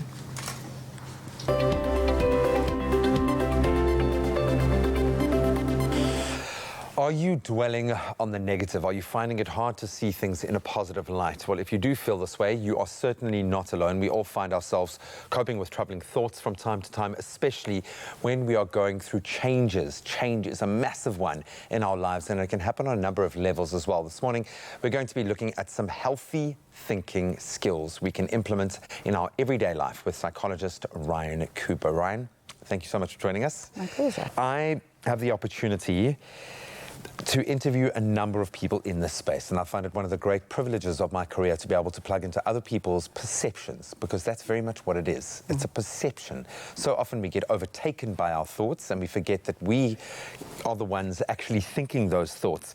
Maybe you can explain to me what healthy thinking looks like. So for me, in a nutshell, it's about finding your emotional pH. Everything in our body is designed to find balance. Every system, whenever we're healing, is there to try and find balance. So emotionally, it's just the same thing. There's negative, there's positive, and it's finding and being able to balance the tension between the two. I'm a very positive person, but I'm as prone to anyone else to very negative thoughts. Why do we struggle to bring ourselves consciously back into a positive mindset, do you think? It's almost like the sad feelings or the negative feelings are quite magnetic. They're kind of misery loves company, I think, in a certain way. But if we are thinking negatively, or the way we're perceiving things that happen to us, we've got a narrative that we kind of, the way we look at the world, we look at it through those lenses. And we will see things in the world that either confirm for us certain beliefs we have about negative situations, and we get locked into that. We get set in our ways with that. So the more we're thinking along those lines, the more we're looking for those experiences, the more our neural pathways are actually going to change to support that. So whatever you're asking your system to do, it's going to try and do for you. So if every day I'm feeling unappreciated, my neural pathway is going to go, okay, yes, and let's look for evidence to sort of back that up and support it. And that becomes incredibly difficult to break. I think the most important factor here is that what we think does affect our health, whether it's just the emotional health, yes, but it can actually even impact our physical well-being. How does what we think affect our overall health? Yeah, our mind and body are they're linked. It's a dual system. We've got nerves, all kinds of things that really keep this highway moving. Gut, brain, rule the world kind of thing. We can tap into a positive space. We can ask those neurons to, kind of light up a new suburb of thoughts as we kind of go, and a new normal can kind of step into place. So managing stress, and I say this with all due respect to those who are going through very stressful situations, because so much of our mental health is attached to the situational influences, what we are experiencing. But if we are able to find a balance, again, in our stress levels, will that mean that we are destined to a healthier life? I think so. I definitely think so. I think, yes, if you're talking to our general stressors, you're not talking to people who have gone through something incredibly traumatic, where obviously there's a reaction to that is natural to go through. That requires a treatment plan. Absolutely. But I think just day-to-day stuff and the things we contend with in the backdrop to our lives every single day, I honestly believe that we've got to look at self-care, at whatever, I call it Project Me for short. Whatever it is I'm needing to do, it's got to almost become a daily lifestyle thing now. We actually need to give a little bit of time if you can, daily, but certainly weekly to check in. Thank you so much. I found this very, very helpful from a self-indulgent, a self-orientated, I'll say, perspective. But hopefully you've taken some of that on board. Healthy thinking means looking at the entire situation, the positive, the negative, and the neutral parts, and then coming to a conclusion and hopefully finding some balance. You know, you can't get it right all the time, but just starting with one positive step, one positive thought might bring about a shift that goes far beyond your expectations. Healthy thinking means looking at life and the world in a balanced way, not through rose-colored glasses as well. Good dose of reality will sort that right out. Ryan, thank you so much. Thank you.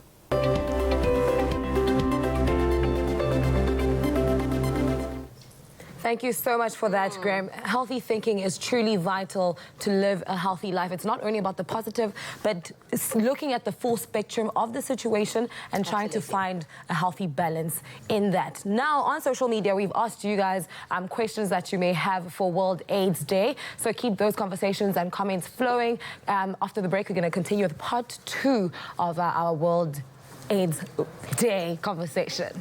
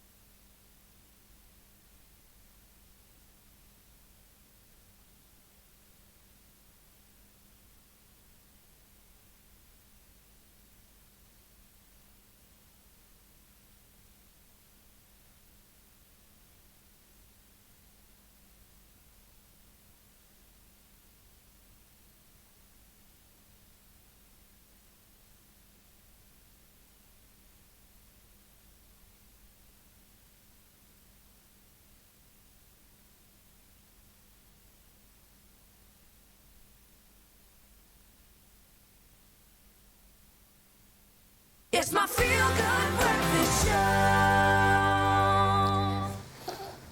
Welcome back to your Feel Good Breakfast Show right here on SABC3. It's Expresso Morning Show. Now, before the break, we were speaking about World AIDS Day, which happened on Sunday. And we're continuing the chat with Dr. Darren Green and Emil Reid that is still here to answer more of your questions. We did ask that you send in questions. So you have any questions for the doctors, they are here.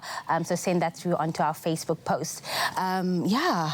Dr. Green, before the break, we established the difference between HIV and AIDS, the symptoms that we should be looking forward to, and we've stated that it's important to just go get tested, right? Yep. Now, the question that I have right now is, how can HIV and AIDS be prevented? I mean, I know it sounds like a very simple question, but you'd be surprised that a lot of people, you know... It's a extremely topical question, and I think we should look at prevention in the broader sense. There's mother-to-child prevention. When the mother tests positive, we prevent it going to the baby. And I mean, for the last 12 or 15 years, I have not seen one baby being born to a HIV-positive mother. So that's amazing. The second thing we need to look out for is post-exposure prophylaxis or prevention. For we as healthcare workers working with patients that are Blood HIV products. positive, blood products on a daily basis. And I mean, in the past, these drugs were horrible and they had tremendous side effects. The drugs we have available nowadays does not have any side effects. So there's no reason for you not to take preventative treatment. Obviously, for the broader community, things like condom use, abstinence, stay loyal, etc., are still relevant. It's important because that's the basis of prevention. But I mean, if you look at other things that people are doing, things like pre-exposure prophylaxis, PrEP. And PrEP is where we are using antiretroviral therapy in those people that are HIV negative but are at high risk to contract it. And those are the MSM, the men having sex with men, the drug users, etc., the transgender people.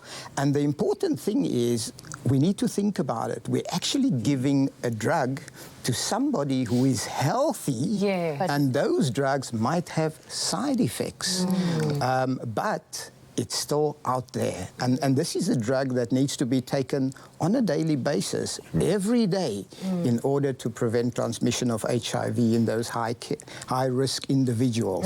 So you can just imagine, if you have a chronic disease and you need to take medication on a daily basis, it's already difficult to adhere, let alone being healthy to take medication on a daily basis. We actually need to modify the risk behavior as well. It's not no use just taking a pill to decrease your chances. It's a full spectrum of multifaceted approach to decreasing the risk behavior involved.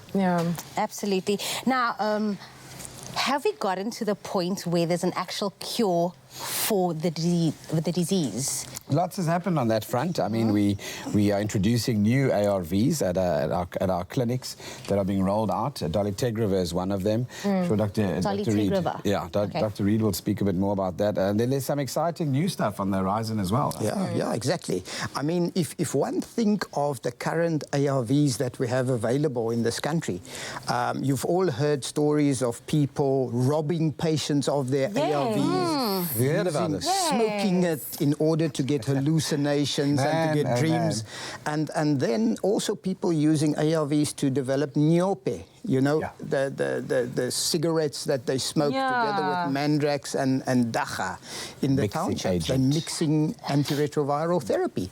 So, and efavirenz is the drug that classically gives you central nervous system or psychiatric effects. And efavirenz is currently being replaced by a drug called dolutegravir. And dolutegravir is one of those ARVs with very few side effects or almost zero side effects, but it can only be used in certain patient populations. Patients need to be told that this is not a quick fix. Although it has way less side effects than the efavirenz, it still causes a lot of weight gain within the first few years, especially in our African ladies. And then, I mean, that is very, very important. So, and I mean, for anybody that was stigmatized by the previous ARVs, developing, changing in body formation, losing fat, etc., dolutegravir can cause an increase in weight, and it's something to need to look out for. The second thing is it should be used with absolute caution in people that are pregnant, because you remember last year in Botswana, it was described that there were slightly higher congenital abnormalities in babies born to women on dolutegravir. It's not for everybody. So it's not for everybody at this point in time, although it's a fantastic ARV. Coming to a possible cure, we are unsure how far we are with regards to that, but there are certain things that they are looking at in order to eradicate HIV. For instance, they are looking at certain gene editing tools that can eradicate the genetic material of HIV within the cells in order to get rid of HIV in the latent or the dormant phase. So whereas ARVs kills the virus in the blood circulation, this gene editing tool can eradicate HIV that is dormant, which mean that people on a theoretical basis can become HIV negative. Wow. In due time. Yeah. You feel like you always know things, but then when you come, I'm just like blown and you away. unpack it properly for us to understand. A gene editing tool. Remember that. Now, we also have a social comment that came through from Michelle Robbenheimer. She said, we had World AIDS Day at church on Sunday and we rocked with our red ribbons, me and my mom. Look at that. That's amazing. Just amazing. Amazing. Amazing. Keep it up, Michelle. We actually need more of that. So we're going to put on our ribbon as well, just to commemorate this day. But thank you so much to Dr. Emil Reed and Dr. Darren Green for coming and always continuing the conversation with us. But of course, like we said, go out there, be safe, but most important, just prevent it and always just know your status, know your status. If anything, know your status. Absolutely. So now I think we often associate our pharmacist with supplying over-the-counter medication, but the truth is we overlook the importance pharmacists play in our lives. They're a common thread, a constant thread with a pharmacy almost around every corner. Pharmacists offer a wealth of knowledge on medication and healthcare and empathy as well. Their role in healthcare is extremely vital and one that should not be ignored. So we're about to chat to Jackie Mayman, the CEO of the Independent Community Pharmacy Association, on how we can get the most out of our pharmacists this summer. Jackie, thank you so much for joining us this morning. Good morning. Proudly representing your field today, Absolutely. so no pressure at all. I would imagine with the body of knowledge that you have to deal with on a daily basis, not just the learning process, but remaining current, that it is quite an involved practice. How does one become a pharmacist? What path do you follow? Okay, so I think, as you were already saying, it's a passion for caring for people. It's a passion for science, chemistry, in particular, and maths. So I think you need to have a matric exemption. Okay. Maths and science is important. Biology and chemistry is a plus. It's 4 years of study. Then you do your internship and community service. And then you are unleashed on the public. And then you are unleashed. I like that. There is a relationship. There is the premise for a relationship because we are dealing in a space that is very personal and very important. And often when people come to you, they do have a need, yes, but they are going to have an emotional need as well as a physical need. And then you've got to come up with the answer that's going to save them in that moment. But I think we often forget from a client's perspective that we can do more, offer more, be more effective to get more effective help. How do we get the most out of our pharmacists, do you think? Okay, and I think this is so important because exactly what you're saying, it is building a relationship. You're not a patient or a client. You build a relationship with your pharmacist. You get to know, the pharmacist gets to know the family, chats about anything. I mean, literally a pharmacist, you can go from anything from lice to a snotty nose, to diarrhea, you name it. That's what the pharmacist is there for. And I think it's very important that you share even stuff that might be a little bit embarrassing. Things don't embarrass us. They really don't. You've seen it all. We've seen it all. So I think very important that you are open and honest and that you share things. Something that may seem inconsequential to you could be a red flag for something else. So I think, yes, go to your pharmacist. If it's something really personal, ask to go. We've all got private consulting rooms. You don't have to stand over the counter, you know, go like, here's my Viagra. There is that thing, though, because I hate to say it, but I'm at fault for doing this. When you kind of eavesdrop on the person next to you and you're listening, but it's just, I'm always amazed at how some of the questions that get asked and things, I'm sitting thinking, like, that's crazy. How can you expect another person to know where to begin? But it's so important when we think of how often we need to rely on pharmacists that we get. Why do you think it's so important for us to get the most out of that relationship? All right, so I think we, in today's world, we are very, very fortunate in that we have incredibly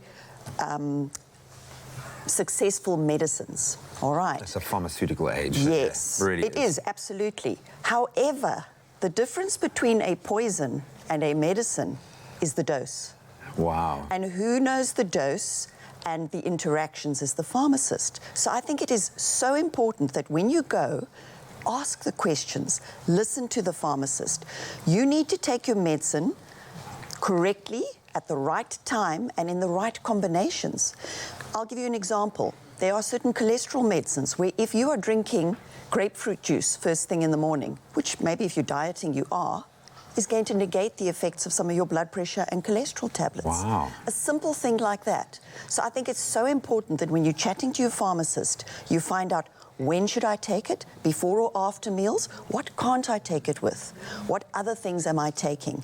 And if you are on more than 2 or 3 medicines, please sit down with your pharmacist and ask for a medicine utilization review. We are moving now towards reducing the pill burden for people. We shouldn't be taking 10, 11, 12 medicines. And there are people out there with these huge baskets of medicines. And so we're looking at reducing that, finding the most effective and optimal therapy for people. And I would suggest, because often we'll remain on that battery of medicines long after we need to. I really do understand. I've got to ask you just very quickly, any advice going into the festive season for us to keep our health in check as someone who cares? Absolutely. So, before we go away on holiday, we service our car. We check our car's oil, water, tire pressure. Please, if there's one thing you can do, go and have a health check before you go on holiday. You treat your car well, treat yourself well. Go in, have your blood pressure, cholesterol, blood sugar done, your BMI. Chat to your pharmacist about what you should take.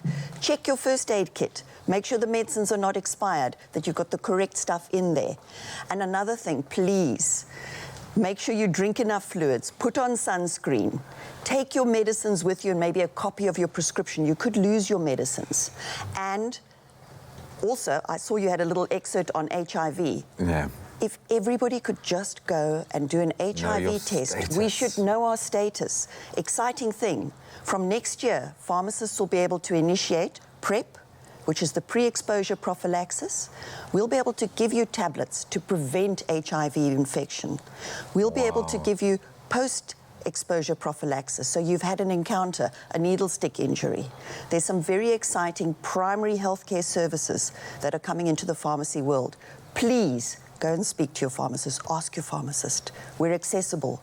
We're around the corner. You don't need to make an appointment.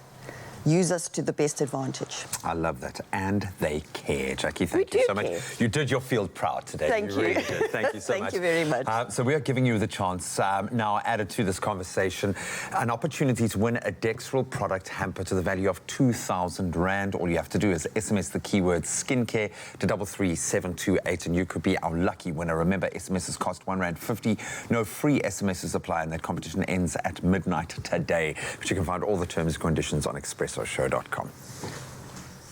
Dexaril is a complete dryness soothing and protection system, safe for daily use and suitable for all dry skin. Dry skin protection for the whole family. Support Crush in giving away another 20,000 pairs of school shoes to children in need. Buy a Crush, dial the number on the pack, and stand the chance to win your share of 500,000 Rand. Hashtag share the goodness. Made with love by Clover.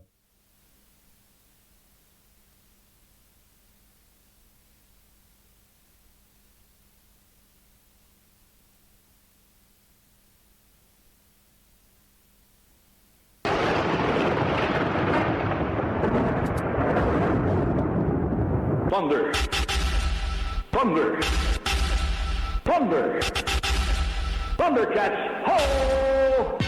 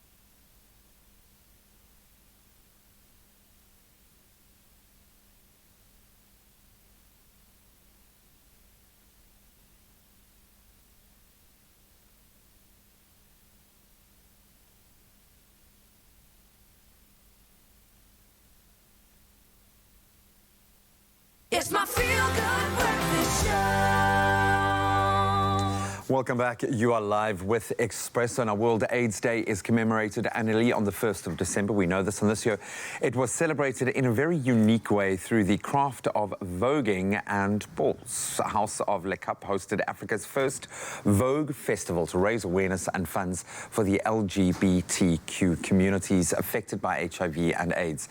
Now, Curvin Le Cap and Ellie Vineyard now join us this morning to chat about their festival and why it's so important for them to raise awareness around HIV and AIDS in South Africa. Gentlemen, welcome to it. Thank you. Thank you for having us. Thank you so much. Now, there was a very important message behind this festival. Yeah. Why is it so important for you guys to raise awareness for HIV and AIDS, and where do all the proceedings go? Well, you know, in the LGBTIQ community, most of us are infected by the AIDS virus. And this year I thought, you know, as, you know, with our ballroom community and with the LGBTIQ scene, what can we do for our community, you know, instead of just throwing balls and having a good time and having fun? For me, it's about educating. It's about looking out for our health and wellness. And I was like, well, let's throw our first major international ball on World AIDS Day and use this platform, you know, to raise awareness and to raise funds for our community.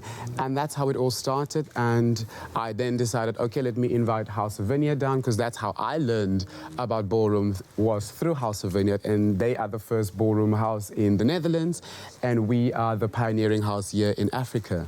So that's how this all came about. Well done, because I know these things, it's no mean feat to take it from concept to actually executing something like this. But I recently saw an exhibition, a Vogue exhibition dance. Was it originated in the 80s? Did Madonna have a connection to the original, or did she just capitalize on it? Chicken and egg. Yeah, I don't want to cause divisive lines now. In a certain way, we have to thank her, because in the 80s, I mean, that was the first look into ballroom. And I mean, there were also Willie Ninja that was touring and all of that, but then Madonna took it and had the whole song and put it, like, use her platform to put it out there. Made it pop. Yeah, and I mean, a lot of people think it comes from Madonna, and it doesn't. Well, thank you for the re-education this morning. So she literally saw the club kids voguing in the club, and she was really intrigued by it, and then she was like, okay, I gotta have these people. And that's how she got acquainted with the scene and with the culture. So. Now, take it through us. You're from House of Le Cap. Le Cap, and your House of Vineyards from the Netherlands. Yes. Break it down for us. What does that actually mean? So it's like Game of Thrones. I just want to say, this feels like Game of Thrones, okay? This feels like a very pretty version of Game of Thrones. So basically, I'm the mother and the founder of House of Le Cap. Yes, Mama. Yeah. And Ali is the father of House of Vineyard.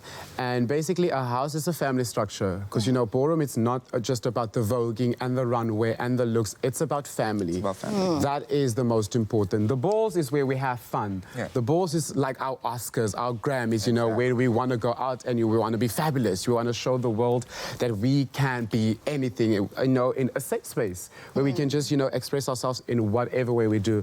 So we've got the parents, and then we've got the house kids. So in my house, we've got 9 kids, and in Vineyard, you have? 21. 21 kids. 21. Yeah, in total. We're all 21 in total. Yeah. And they have been in existence now for? Since 2014. And we have now been in existence in 2017, and we are also the first ballroom house in the whole of Africa. Wow. Not just in Cape Town, but in the whole of Africa, you know, because we brought the scene here. Voguing has always existed. The culture of balls has always existed, but not in the structure, you know, of how the rest of the international community do it. And when we brought it here, we were like, we need to pay respect to that. We need to pay respect to tradition and to culture.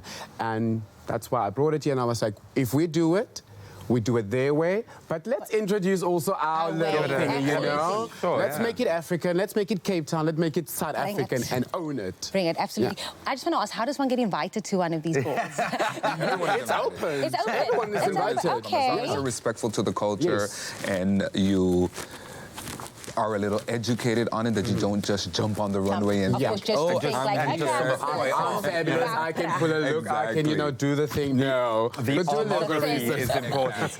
I'm going to ask you guys something quite personal, because you quite kind of comfortably just said, you know, HIV and AIDS is so prevalent within our community. Do you feel like that stigma has been broken down within your community?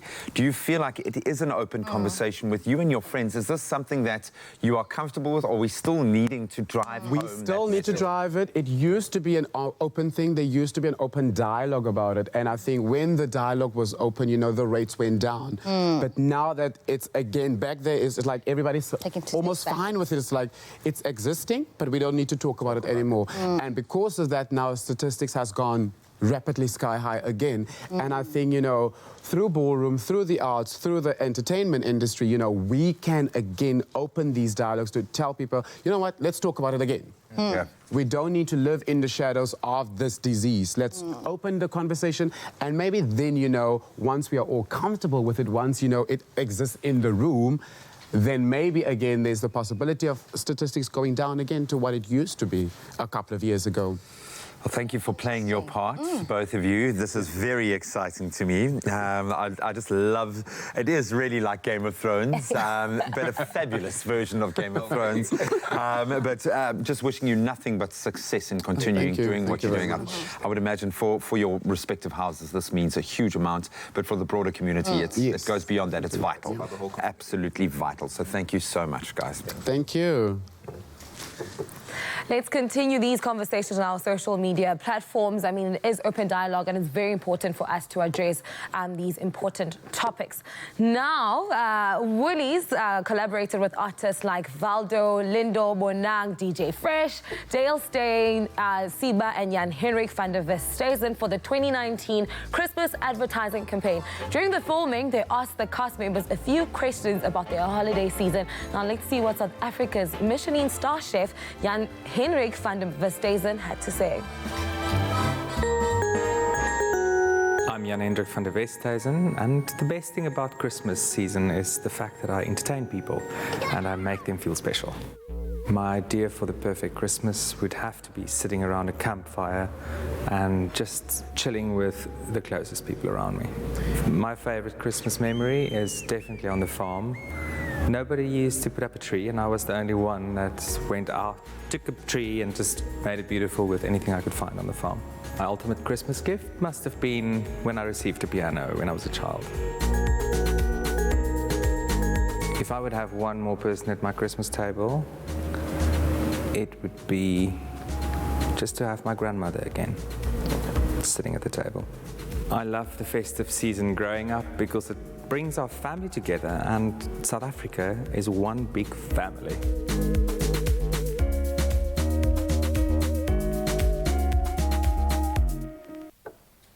Ah, man, as Jan Henrik said, the festive season is all about family and entertaining those you love the most. So, share the love, share the happiness, share the excitement, share the moment with Woolies this Christmas.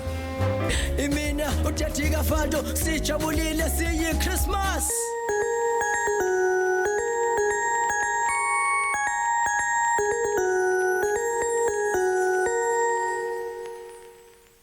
Right, so my brain is trying to wrap itself around voguing, okay? And I love the fact that it's now been established as a dance style or a performance style, if you will. We're going to get a little bit of a lesson from you guys. Ellie, Kervin, what do I need to be thinking to motivate my Vogue movement? What do we need to know before we can start our lesson? Well, first of all, it's not really more about the movement. It's about owning your story, owning your truth. Like, a lot of people have a misconception about ballroom that it's only about voguing, or that's what takes the shine now, but it's a whole culture and it comes from a story. There is a history behind this. This has a very, I don't want to say dark, but it comes from oppression, and these people created this space in order for us to live in our truth and do what society... reaction to that oppression. Yeah, so society told us no, and we were like, don't worry. I'll show you. We can do it. Show you. You know, so... Okay, I'm feeling it already. Oh, I'm so ready for a lesson. I'm so ready for a lesson. Oh, we're going to get that in just a moment. Stick around.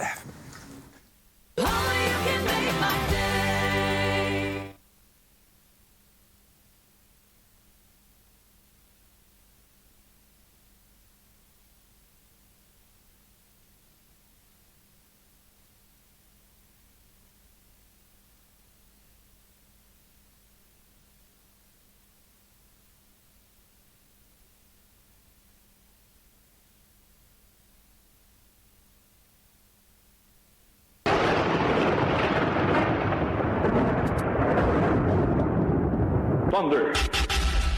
Thunder. Thunder. Ho!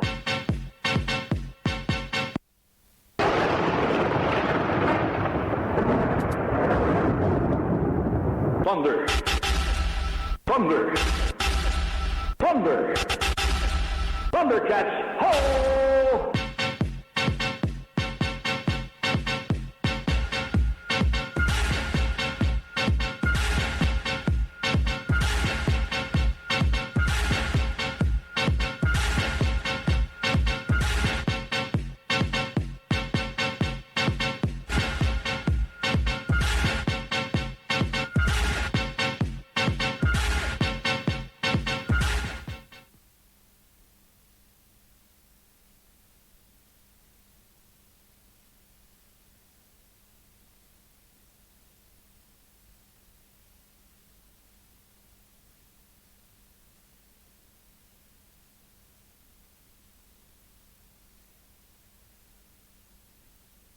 It's my feel-good breakfast show.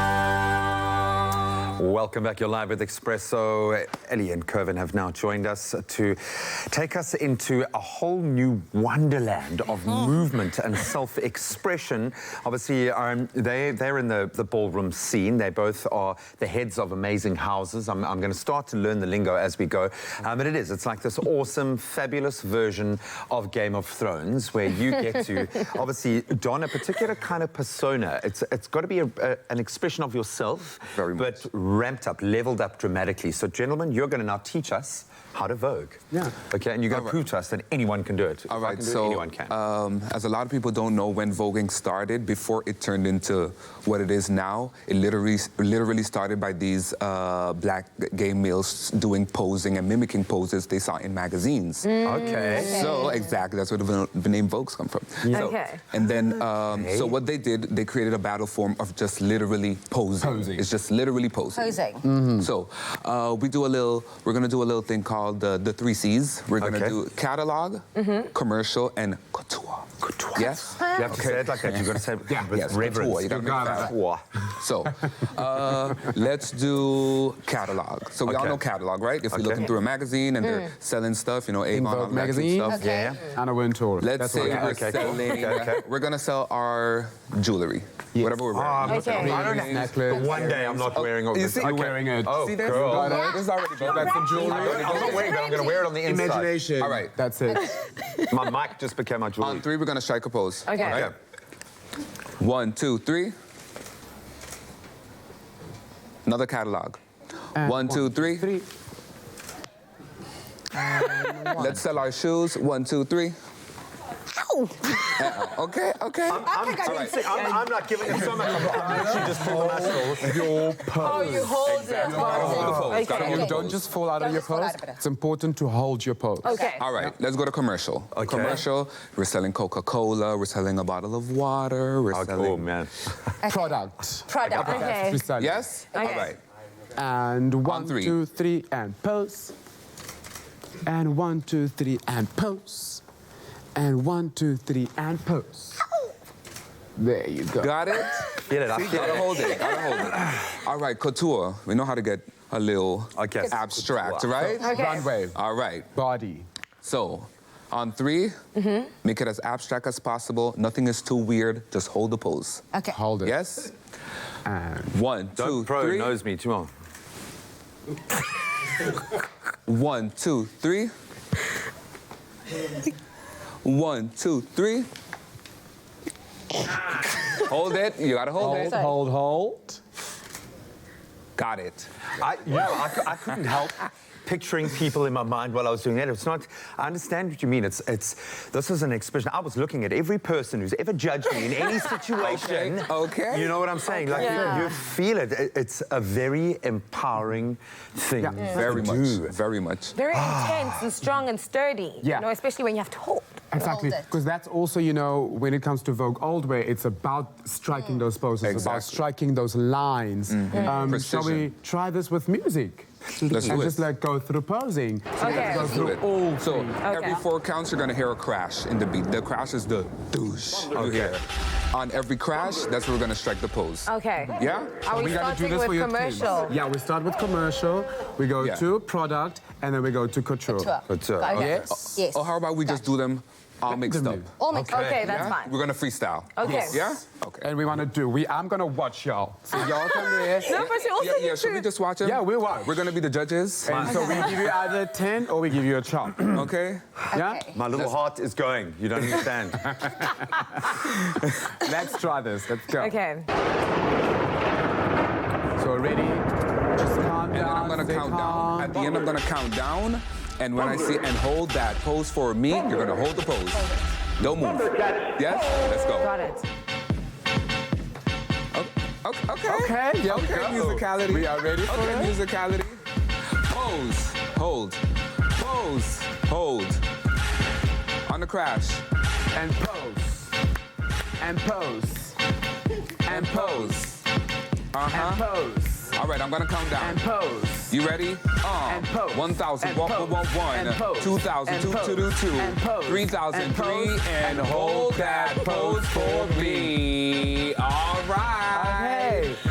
Okay, that was Good job. You know what? The heart is so into it. I know you're judging us. He was going in. I'm just going to say, I'm the winner because I feel like the winner. Okay? I feel like the winner. I love you guys. I love you. And that's all that matters. I actually think we all win it just because we expressed ourselves the way we should, right? That's what it's about. It's about having your own moment. It's about living in your truth and doing what you gotta do. It's not about a trophy. We're just here having fun. Yes. Well, thank you so Yes. much for joining us. I'm sure you guys are going to be taking it, slaying it to the whole new level when they come back with their performance later. But let's get right into it with your news with Graham. Coming back down to earth, let's get back into our national news. The Competition Commission says major players in the data market, MTN and Vodacom, need to agree to a substantial and immediate reduction in pricing. Mobile companies have been given 2 months to reduce mobile data prices by 30 to 40% or face prosecution. And keeping it local, President Cyril Ramaphosa has warned that unless drastic measures are taken, water insecurity will become the biggest developmental and economic challenge facing South Africa, dwarfing the country's current energy challenges. Further afield on the international front, separatist rebels fired on a Cameroon Airlines passenger jet and as it approached Bamenda Airport on Sunday morning. The scheduled flight from Douala landed safely and there were no casualties. Then further afield, China has suspended visits by U.S. Navy ships and aircraft to Hong Kong. It was after Washington passed legislation last week backing pro-democracy protesters and warned that further action could come. Beijing also unveiled sanctions against a number of U.S. human rights groups. And finally, Christmas will be a little more cheerful for patients at Cape Town's Red Cross Children's Hospital. That's after the annual Paddle for Presents event collected some 300 toys that will be donated to the institution. More than 60 paddlers ranging in age from 4 to 74 filled the canals of the waterfront last Thursday as part of the charity event. Paddle for Presents was started in 2012 by Greg Burtish, a former Springbok stand-up paddler. Apart from the toys collected for the children in the hospital for Christmas, more than 6,000 rand was also raised for the Friends of the Children Association and the Little Optimist Trust. So well done. The toys will be delivered to the kids of the Red Cross Hospital at the Christmas parade on December the 12th. And that's where we leave our news for now. Let's get back into our sport.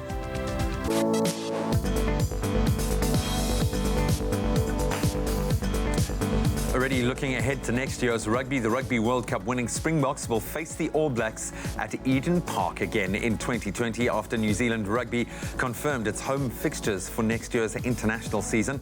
Then more immediately, the South African under-19 national rugby team, they claimed a hard-fought 28-21 victory over Georgia.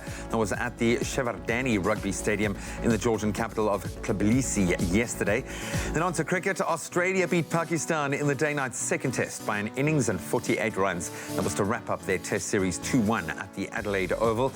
And on to football news. Manchester City manager Pep Guardiola has now confirmed that star forward Sergio Aguero will miss City's match against Burnley this evening, and most notably Saturday's Manchester derby against Ole Gunnar Solskjaer's Manchester United.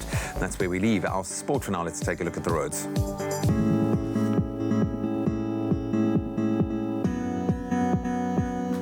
is 3 minutes past 8. It's time to have the final look at what's happening on the roads this morning. In KwaZulu-Natal, Hilton, there has been an accident on the N3 southbound before Sidara. Traffic is backed up approximately 3 to 4 kilometers, leaving Howick. Please use an alternative route this morning. In Gauteng, Randburg, on the N14 southbound, there has been a truck accident between the R511 and Malibongwe Drive. Delays of 30 minutes can be expected. Please use the R114 as an alternative route. In the Metro Rail Northern Line, there's an accident. There is an extended travel time of 20 to 30 minutes in the Wellington line due to current infrastructure conditions and sets out of service. That's your 8 o'clock traffic roundup. Let's have a look at the weather. A zero-fee account with 0 surprises. That's different. Money. If you're still with us, it is a Tuesday morning, a beautiful Tuesday morning that is being educated about so much today. But of course, we've asked you to send in your sunrise pictures this morning. So thank you so much to Wilma Liedeman for your sunrise from Easterfontein in the Western Cape, and Shoon Skippers for your sunrise from Fishhoek in Cape Town, as well as Father Khan for your sunrise from Richards Bay. And then lastly, Nancy Govender for your sunrise from Umkomas in KZN. Let's take a look at the rest of the country, starting off in Polokwane with a low of 17 and a high of 35. Now, the highest temperature in the country, which surprised everyone, was Umbumbela with a low of 15, peaking at 39. So make sure to get that sunblock out today. For you, Pretoria, at 17 at 35. And if you're out in Johannesburg, your temperatures are ranging from 15 to 33 degrees. Mahikeng, 18 at 35. For Klerksdorp, at 16 at 33. And then thunderstorms can be expected for you, Kimberley, ranging from 12 to 20 degrees. Heavy rainfall expected for Bloemfontein from as low as 10 to a peak of 24. Occasional rain also expected for Richards Bay, ranging from 16 to 27 degrees. Thunderstorms expected for Pietermaritzburg with a low of 11 and a high of 26. And a couple of showers for you, Durban, ranging from 16 to 25. Heavy rainfall is also expected for Mthatha with a low of 7 and a high of 18. So get that umbrellas out for you. And a southwesterly wind of 43 kilometers per hour for East London, ranging from 13 to 21 degrees. Cradock, 620, and a southwesterly wind of 46 kilometers per hour for the friendly city, Port Elizabeth, ranging from 13 to 21 degrees. George, for you, it's 12-17, and the lowest temperature in the country can be found in Sutherland with an all-low of 1 and a high of 18. So make sure to get that jacket out. A southeasterly wind of 37 kilometers per hour for the mother city, Cape Town, ranging from 13 to 18 degrees. Worcester, 621, and high humidity for Springbok with a low of 12 and a high of 25. And then lastly, Uppington, for you, we have 16, peaking at 30. It is a Tuesday, and like I always say it, make it count. All right, so you can see those are the suitors. Those are all the suitors that come after Princess running away here now. Yes, the camera comes in. This is how many people love Princess, okay, because she is the most amazing human being on the planet, okay? Yeah, totally. I've always felt like I'm her first love, but the doors are open, dude, okay? Okay, yeah, we have something special there. I can tell. So maybe you can try and win her over. I don't know. You can order a coffee and see. Maybe you can use your wiles, your wily ways. Give it a go, man. See. Yeah. Well, can I dedicate you a song, and then maybe we can talk about a coffee after? Of course. Let me know what you think. We are made of the same parts. We were made from the same heart. The world might think that's one thing. To me, it's certain nothing else is right. I'm over here, Princess. I'm over here. Yeah. Jealous down, eh? I've had some coffee and I loved it. It was delicious. We'll have some more. She has that effect on me as well. Do you know what? I kind of felt like you were singing to me a little bit there as well. I don't know. I feel really special right now. Hopefully you guys at home felt really special. So you've definitely earned a coffee after that, dude. So it's on its way. Thank you. It's not lip service. And of course, we will see him perform after the break, so stick around. What about me, Princess? A taste loved by those who have tried it. McAfee, great coffee, simple. See you after the break.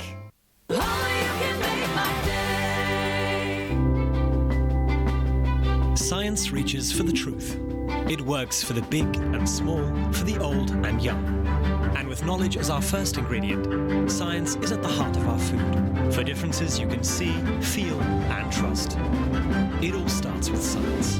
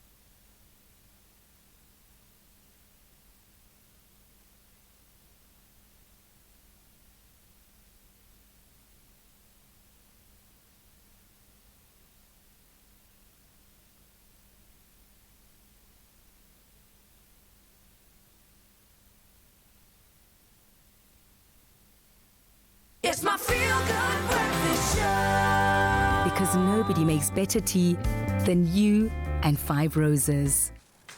Welcome back, you beautiful souls. Thank you so much for tuning in. It really has been an awesome Tuesday morning, and we're going to continue having fun for the last hour of the show, savoring the time we have, of course, with Matthew Mole. We are making him do everything other than sing this morning. That's the vibe. I'm in, man. So we're going to put him to work now, creating something beautiful. We know that no one makes better tea than you and Five Roses. And if you're seeking a refreshing way to enjoy your favorite cuppa this summer, then why not try our Five Roses milky iced tea recipe that's just perfect, I think, for hot summer days. It's got a bit of zhuzh in there as well. And if you want the recipe, all you have to do is SMS the keywords 5 Roses to 33728. Cost you $1.50 and no free SMSs apply. Are you a fan of a little bit of iced tea? Big fan, huge fan.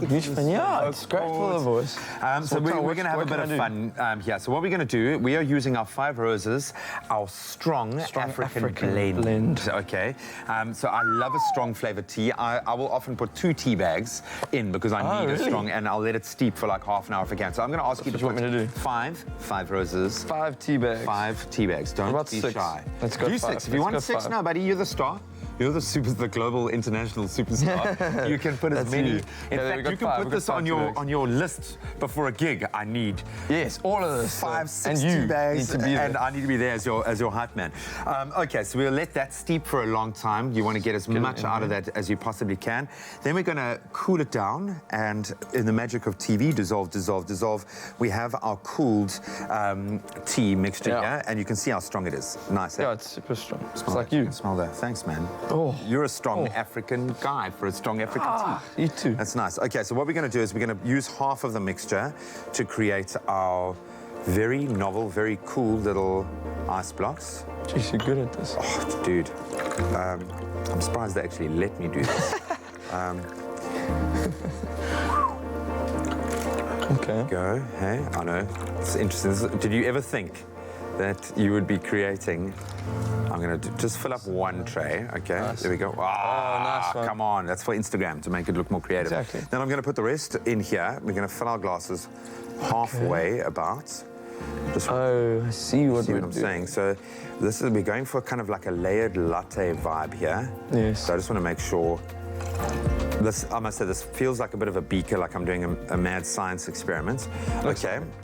So, and then we're going to pop in our little ice cubes that we made earlier, okay? And Doubling this is great. up, yeah. So when your ice melts, it's not going to dilute your tea. Yes, totally. See what I'm saying? I love that. This is genius. I know. I'd love to take ownership of it, but Nicole, our amazing resident foodie, who is the original mad scientist, I think she just stays up all night cooking up these insane ideas. Okay, there we go. Are we going to get to drink these? Oh, no ways, dude. No, you've earned it. You've earned the right. Undoubtedly, you've earned the right. And what I'm loving about this Five Roses, kind of the collection, if you will, the extensive range of Five Roses, something for everyone, offers a wide variety of different tea blends. So if you're a strong African man, you can go for the strong African blend, but there are a whole range. Five Roses African blend is created using selected teas from the lush mountain plains of southern and east Africa. I love that it's local and responsibly sourced. Okay, so now we've got two additives to create our latte effect. This is evaporated milk, okay? What ideal milk is how we probably know it. Sounds healthy. And we're going to pour some of that in there. How funky does that look? Yeah. And I want that, I'm going to try and create that ripple effect for the drama of TV. Then we've got some cream as well, because we don't want to hold back. Hey, how cool is that looking? Wow. There we go. Are you making me this because you still think I was serenading you? This is what I'm going for, and I'm hoping that I can earn another serenade. Then we've got some chocolate shavings here that I'm going to sprinkle on top like that. Da, da, da. Hey, so this ain't when I said it's a bit of zhuzh, it's got a lot there. Amazing. I'm going to just zhuzh it a little more. Even more. Don't hold back. I'm going to put three little mint leaves. Have you ever? Imagine. No. Okay, there we go. And it looks beautiful, hey?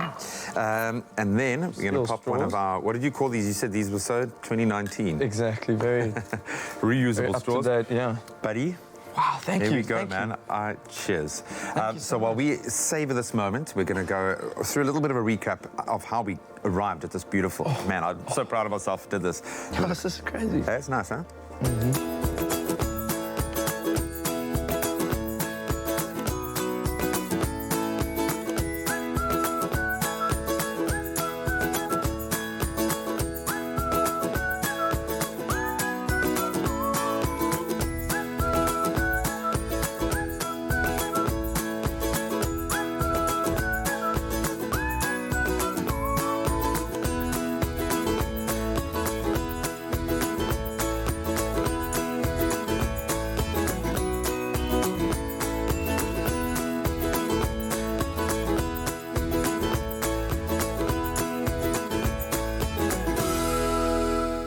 Cheers. Cheers, man. Thank you.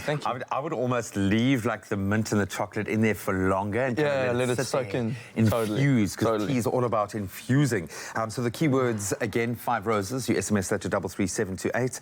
And we will be sending you this beautiful, it's kind of got a latte vibe, not overpowering, hey? It's not overly sweet. Amazing. It's lekker, It's hey? incredible. You made it with your own 2 hands, hey? Well, yeah. Proving that no one makes better tea than you. And 5 Roses, clearly. Because nobody makes better tea than you and 5 Roses. Oh, it looks so yummy. I want some. Matthew and Graham, please keep some for us. We also want some. But of course, Tuesdays as a friend, Tuesdays has become my best day, only because the 4th serving of the reality foodie and lifestyle competition, the Taste Master, is being dished up tonight at 7:30 p.m. on SABC3. Now, if you don't know, this brand new SABC3 competition is hot on the trail to find Afternoon Express new resident foodie to join host Palesa Temba and, of course, Miss Mama Jeannie D. Absolutely. So tune in tonight to see the 4 remaining contestants learn from the greats when they meet South Africa's top chefs at the prestigious annual Eat Out Awards. Their challenge is a daunting one, as they are tasked with recreating the winning dishes from this year's event. Who will impress the judges Zola Nene and Gregory Zanecki, and who will be put to the chopping block? Find out by tuning in tonight at 7:30 right here on SABC3. And don't forget that the Taste Master, in association with Stella Artois, is running an exciting competition to win a trip for 2 to the beautiful Belgium. So make sure you enter and find out all the details on the tastemaster.co.za. And of course, put that alarm clocks on, because tonight is the night. The stage is yours. Tuesday evening at 7:30 on The Tastemaster. Our remaining contestants discover a surprise challenge. It's a very tough challenge, and we have very high expectation. It's anyone's game. If there was any time to bring my A game, it's now. I think people are a bit worried. All right, now I'm just keeping my head down. I am nervous. Is it me?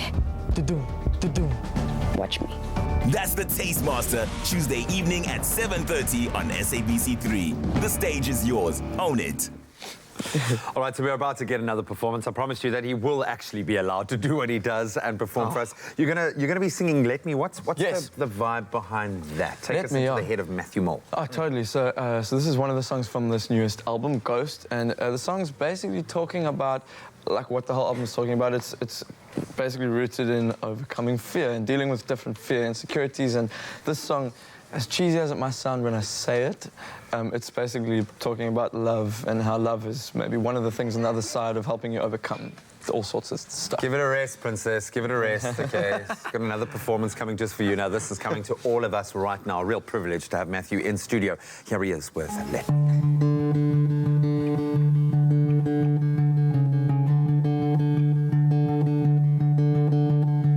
Always, forever, the light in the dark, and I found it, the treasure, your beautiful heart, and with every piece of mine, I love you more than life.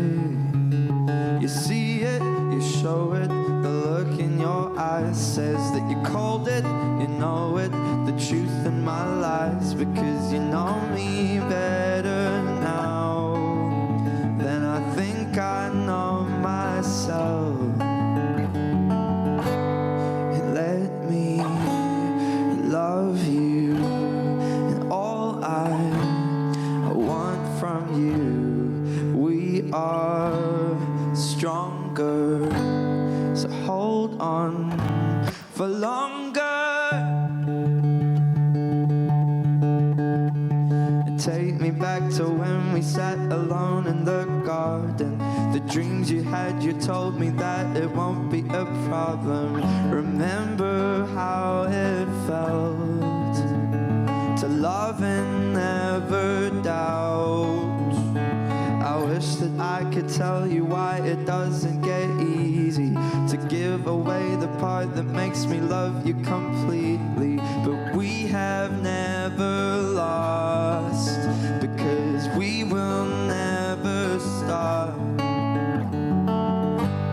And let me love you, and all I want from you.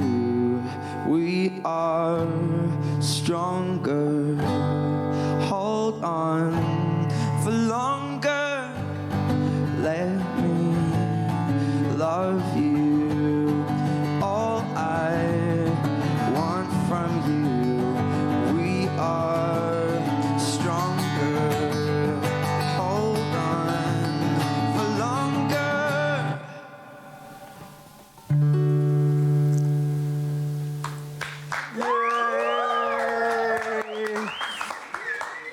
That was lovely. Thank you. Really, kind of emotional. I mean, you say it's not cheesy, man. The world needs love, man. Yeah, totally. Absolutely beautiful. You can feel your connection. Was that about someone in particular?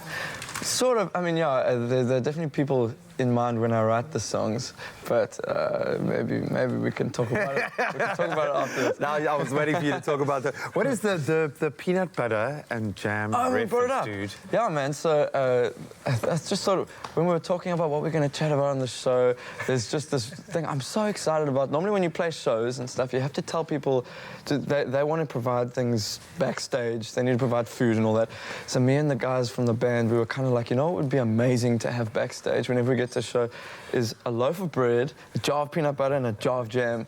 So whenever we need it, we can just make a peanut butter and jam sandwich. Yeah. I feel like we didn't have it on set now. Next time we'll have it. You can have it. You can have your tea. And exactly. Everybody, that was absolutely awesome. Thank you. Absolutely love having you in studio. We got one more performance coming from Matthew, so don't move a muscle. There's nothing smoother than winning when you buy Tropica. Buy any size and your favorite flavor of Tropica in fresh or long life. Find the unique code behind the label or the sticker. Then follow the entry details on the pack and you could win daily prizes of airtime, cash, LG Q60 smartphones, 55-inch LG UHD smart artificial intelligence digital TVs, steam dishwashers, Caribbean tan hampers, or guest watches. That's more than 100,000 prizes. Tropica, nothing smoother.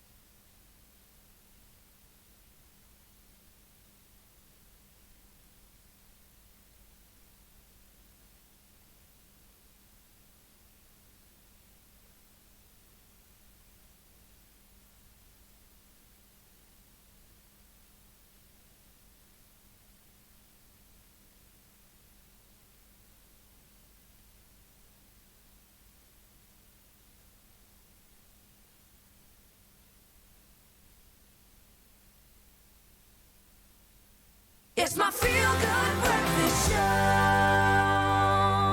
Welcome back to your Feel Good Breakfast Show right here on SABC3 Expresso Morning Show. If you are still tuned in with us, now we have something to tell you. It is just around the corner. That it is. Christmas is just around the corner, and we are sure that many of you are busy scratching your heads trying to decide what gifts to buy your loved ones this Christmas. I'm sure that's happening right now. So now, why not consider gifting a plant? I know. Now choose a pot firstly, and then a plant that you know will mean something to your family or friend, and you can be sure it will provide many years of happiness. Now here to show you how to do this is Plantify's head gardener, Andreas Keller. Hello, Andreas. Hey. How you doing? Very good. Good to be here. I actually never thought of this. A pot and a plant as a gift. How cool is it, though? Well, it's actually the perfect gift because plants last for a really long time. And if you choose a pot and a plant and kind of combine it, that's a great DIY project. That's kind of adding your personal touch for your loved one. Absolutely. So you're going to teach me exactly how. I don't have green fingers at all, and I'm sure the nails is not going to help today, but I have green nails, so it's going to be 2 in 1. So you're going to take me through the steps of how to make sure that we have a beautiful plant that we can maybe even re-gift as a gift for Christmas. Absolutely. So take me through it, Andreas. Okay, cool. So you need essentially 4 things. You need a destination pot, the plant, you need some sort of filter to cover the drainage hole at the bottom of the pot, and some potting soil. So should we go through the steps? Please take me through all the steps, step by step, very slow, beginner, learner, yeah? So okay, cool. Take me through that steps, because I'm sure everyone at home wants to also know how to do this. So if you do it slowly, they will catch some tips from you. So take me through it. Okay, cool. So start with your pot. Okay. And we kind of want to just add some sort of filter so that the soil doesn't run through the drainage hole at the bottom. Got it. So something like some broken pot crock, or some sort of larger stones, just so to make sure that when you eventually water, the soil doesn't run through. Okay. So let's go ahead, let's do that. Wait, can I ask you a quick question? Yeah. How do you know, like, choosing a pot? Like, is a thing as choosing a big pot or a small pot, or like, how do you choose a pot? Yeah, how do you choose a pot? So essentially in the sort of plant industry or with plants, we usually talk about like centimeters, and that refers to the diameter, the top diameter of the nursery pot. So that's this plastic pot. So really what you want to do is usually go 2 to 3 centimeters bigger. So this is a 17 centimeter nursery pot. Okay, so the destination pot is actually a 20 centimeter pot. Okay, is this 20 centimeters? Okay, yeah. Okay, so ideally that would be a little bit larger when you pop it in. Okay. Got it. So we got our pot now, and then on to the next one. On to the next step. Of course, the drainage. Now, why is this so important to have? So you essentially want to just create a, if you have a look, the hole is fairly large. Okay. So if you add soil into it, it's actually just going to run through, right? Got it. So we just want to add a little filter to make sure that that doesn't happen. So you could use a coffee filter, some sort of muslin or some hessian or something. It's really just to create that barrier. Okay, so we got our pot now. That was first step, and then now we're going to put in the drainage. Yes. Correct? Am I right? Absolutely. Here You're we on go. it. So I'm going to put in, and how much would I put in? Just enough, or is it just depending on So you? it's really just to fulfill the function of creating a filter. Okay, so there we go. Yeah, that's perfect. Perfect. So are you happy with that? Absolutely. Okay, and then So next step, let's add a little layer of soil. when you mean little, what is little? Is this little, or would I just go? In essence, we can see the proportions are such that we don't really need to lift the plant very much higher. So it's really just to cover the base of the filter that you've added in at the moment. Okay, so got it. A little bit. Yeah, that should be good. That should be good. Just spread it out evenly so that a plant can obviously be nicely rooted. Perfect. And then? So take your plant, kind of crunch it on the sides, loosen the soil from the edges. Yeah, so you might want to lift it up. Okay. Yeah, just loosen it a little bit. Okay, now, so holding the stem, yeah, just remove the... Oh, wow, look at that, and it just pops out. Exactly. And I'm going to put it in here. So before you do that, let's just loosen up the roots a little bit, because that'll give the roots some great movement to actually like spread out and find new pockets of soil, and it'll really support the health of the plant in its new home. Okay, so like this. Yeah, perfect. And I kind of don't want to hurt the plant. I feel like the plant is being ouch, ouch, ouch, but I'm just wanting to be sensitive as possible to... The plant will be fine. Okay. Yeah. Is that good? Yeah, Are you happy that should with be good. And I'm going to stuck it in. We can pop it in. Pop it in. Perfect. Like that. Cool. So now what you want to do is really just finish it off. So you want to make sure that the plant is in the center so that it's not sort of leaning on one side. So holding it in the center, take some extra soil and pot it around the edges. Yeah. Got it. Like that. Yeah. Perfect. You might want to just turn it. Okay. Yeah. Hey! Girl, you are a delicious monster. Yesterday, I was learning how to make chicken. Today, I'm ready to be a housewife, guys. I'm ready to be a housewife. Nails doing. Friend. Andres is taking me for a manicure after this, but it's okay. But absolutely, I love this because you are adding your own touch of you to it, and I think it's perfect for a Christmas gift. What do you think? Oh, definitely.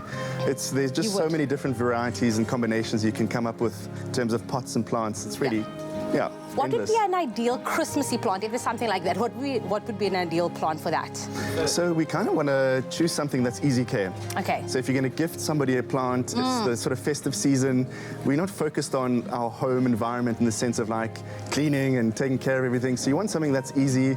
Once you're back into your routine in January, you want to pick it up. So I'd say anything from our sort of easy care section online will be absolutely fine. They're not fussy plants. They're not going to kind of freck when you don't give it water, every week. They're also not as sensitive to light. So that would be my suggestion. Okay. Something from the easy care section. And that is it. Is this it? Pretty much, yeah. Listen, Good to go. Andreas, thank you so much. I am literally dripping in dirt, but we have great news for everyone at home because we are giving away an easy care plant of your choice, conveniently shipped to you. Now, if you want to win this fantastic prize, maybe not this one, but visit Plantify's Easy Care Plant section on plantify.co.za and tell us which of the Easy Care plants you would gift a family member or friend this festive season. Let us know on Expresso's Facebook page. Competition ends today at midnight, and terms and conditions on expressoshow.com. Green fingers. Beautiful. Yay. No, Julie, that's so pretty. That is gorgeous. Check out, she's like a proud mama now. She's just like, I did that. Life to this beautiful, beautiful plant. Now, I was just saying to Culinary now, I've introduced so much green into my living space with so many cool little potted plants, and it's made such a difference. It just breathes, literally, obviously creating more oxygen, but it breathes new life into a space, so I love that. Now, speaking about breathing new life, we are breathing new life into what was previously a very chemical-dominated space. Woolies have introduced the most amazing earth-friendly range of cleaning products. We put them to the test in the kitchen where we had used kitchen utensils in our oven to create a beautiful lamb shank and all sorts of things, lots of fat, and we destroyed the grease. So now we've got our pups. We actually do have pups in studio. Normally, the dogs have free reign and they're jumping on your couch and they're all over and it's hair and it's many paws. So I'm going to put the new carpet and fabric cleaner to the test, okay? And this one is made with lemongrass and organic ginger root. So I want you to smell the lemongrass. lemongrass. Easy peasy lemon squeezy, okay? Smells Beautiful. so good. And fresh. Now, there are all sorts of cleaning enzymes found in these natural ingredients that we often kind of don't think about being used in this way because they are earth-friendly. Obviously, they are completely biodegradable. The beautiful thing here is contents biodegradable and earth-friendly. Bottle made completely 100% out of recycled material and can be recycled. So you can recycle the entire thing, including the top? This whole thing you could just leave in the garden and over a century it would recycle itself. No, I love the fact because you have to. As a consumer, you tell the producers what they need to be producing. Don't wait for someone to introduce, bio-friendly, introduce recyclable. You tell them by what you buy. So we're going to put this to the test right now. So this says it's got a foaming trigger. Okay, I've been threatening you with my foaming trigger all morning. So just imagine now, Bastian's come in, it's muddy outside. He's running, you're like, no, Basti, no. And he's just now left muddy. So let's see, is there foam? Ooh. It's very foamy. There's proper foam, okay? So now then you take your lappy. I'm going to put that there. You're going to rub that into the affected area like so. Gently though, not gently, too yeah. rough. You don't want to destroy the fibers. And then you dab. You dab. And it disappears. disappears. It disappears. And then, it's going to be really weird. Smell my couch, please. If I had a penny for every time. Oh, my goodness. How lovely is that? It smells exactly like because it's made from lemongrass, from ginger, and obviously a few other active ingredients and enzymes, but the power of nature to clean is immense. You'll probably find it in natural remedies. These have been used for centuries. Now we are harnessing that in an earth-friendly scenario. And they've also got, I love this, our tile cleaner, lemongrass and organic ginger root again. It's grey water safe, which is cool, and again, a completely green bottle. And then this one, also with our foam trigger, a laminated wood. I'm lamenting the fact that my laminated floor is so dirty. A laminated wood floor cleaner, and that's got bergamot and jasmine. I'm gonna just to get a little bit of. Is that the jasmine? Oh, smell that bergamot and hey. I'm very confused. Do you think I can use a little bit of this? Oh, this no, as cologne. Something. So when I Vogue, No, I you can can't. Vogue. That is awesome. I absolutely love the fact that it's 100% recycled materials. And I think most importantly, as we have been doing over the last couple of weeks, it really does work. That's the most important thing. So using these earth-friendly cleaning products is got to be, I think, a must when it comes to cleaning your floors, cleaning your carpets, any upholstery, fabrics. Probably the best decision that you will make today to protect tomorrow. It's so important to me that I send this message in everyday activities, that my son knows that this is what our household is about. I've started recycling. I've started using only green materials where I can, and Woolies have made it so much easier. Absolutely, man. Oh, it looks delicious. Eh? It smells delicious. It's so nice.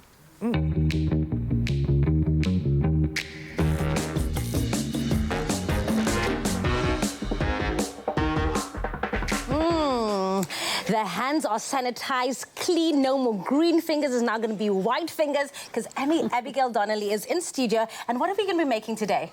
We're going to make my favorite Christmas dessert, a cassata ice cream. Do you know what a cassata is? What is a cassata? Shows your age. Don't tell us, because we're going to find about this cassata, Malikse, my water in it, because you can smell the rum and the raisin and everything. But of course, we'll have more of this right after the break. We'll see you after this.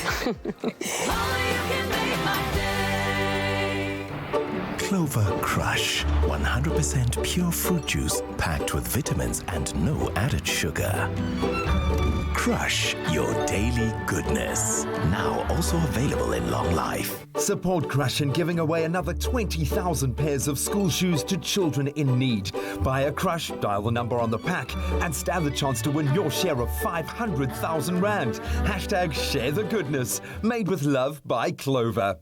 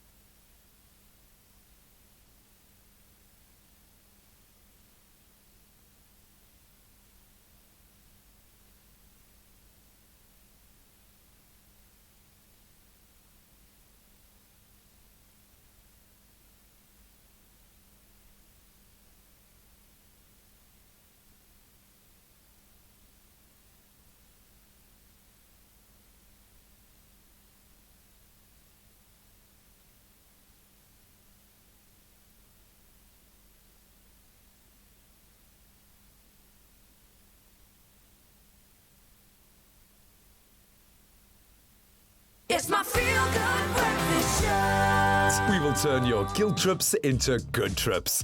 Book flights from 499 Rand, only on travelstar.co.za. Welcome back to your Feel Good Breakfast Show. It's an incredible Tuesday morning and it's the festive season. It's the 3rd of December. So you know what that means. It's holiday time. There's probably a reason why we get a holiday at the end of the year. It's hot and shopping malls are crowded and you can't avoid them because you need to buy Christmas presents. Yep. So you're probably ready to get out there, go on holiday to a place filled with sunshine and clear blue waters. However, you haven't booked anything yet and might be thinking it's too late. TravelStar joins us to chat about how we can get the best festive deals when booking the last-minute holiday. Janice Timmers, you are like Father Christmas today, Mrs. Claus. This is Travel Christmas. Travel Christmas, baby. Travel Christmas. Love it. So first of all, well done on Black Friday. First of all, you guys absolutely crushed that. But let's talk about the job at hand, getting people to their dream destination. And if you're anything like me, you leave things last minute and then you end up missing out on opportunities. And I think a lot of people might be thinking now, I've missed, I'm too late. Yeah. But that might not be the case. Why is this now quite a good time, in fact, to start looking at and booking a holiday? Okay, so right now you can actually start planning to book for your June-July school holidays. Yes, please. Right, so if you're a bit late for the December one and it's a bit over your budget, why not plan for June-July school holidays? We've got a deal. Book before Thursday. Go to Mauritius with Beachcomber. 4-star properties, guys. It's your Canonier, Mauricio, Victoria, and they're going for like $15,990 per person. Oh, wow. But you have to book and pay before Thursday. I mean, June, July, it's high season. Prices normally go up, right? Yeah. So when do last-minute flights get cheaper? You know, and when can you get like the best bargain? This is actually such a good question because there are so many myths. You know, people come through and be like, oh, but you know, last minute it's cheaper, or can I go on a standby flight? You know, or do I book on a Tuesday? Is a flight cheaper? So actually, in layman's terms, the emptier the flight is, the cheaper it is. So that means, you know, book as far in advance as you can, and especially if you are going to travel during the peak season period. So do book in advance. You know, we've got the annual increase, which is the IATA annual increase, where flights normally increase every year from the 1st of April. So why not avoid all of that? And beat inflation. Yeah, so many people are going to get the bonuses. So book now, book in advance. I absolutely love that. We are so lucky in the kind of plethora of destinations that are available that you guys have made so much more accessible through amazing packages. And I think that's often something that people miss, is that you can involve a whole lot of other elements to it. But we often get stuck as South Africans in the stock standard. We go to Mauritius, which is awesome. Take nothing away from that. There's a reason why we go there. Maybe Bali steals all the thunder. What other destinations get you guys excited? Well, as South African passport holders, why not venture to another visa-free destination like Brazil, you know, Copacabana, and do a little bit of sunburn. Yeah. It's such an amazing I lived in Brazil, so I'm super passionate about it. Yeah, wow. I've been there and I feel you. Yeah, right? So it will really just capture your heart. There's so many beaches. There's so much to do, so much to see. And the Brazilians are just, you know, especially knowing that you're from South Africa, they just love South African people. So they're super friendly.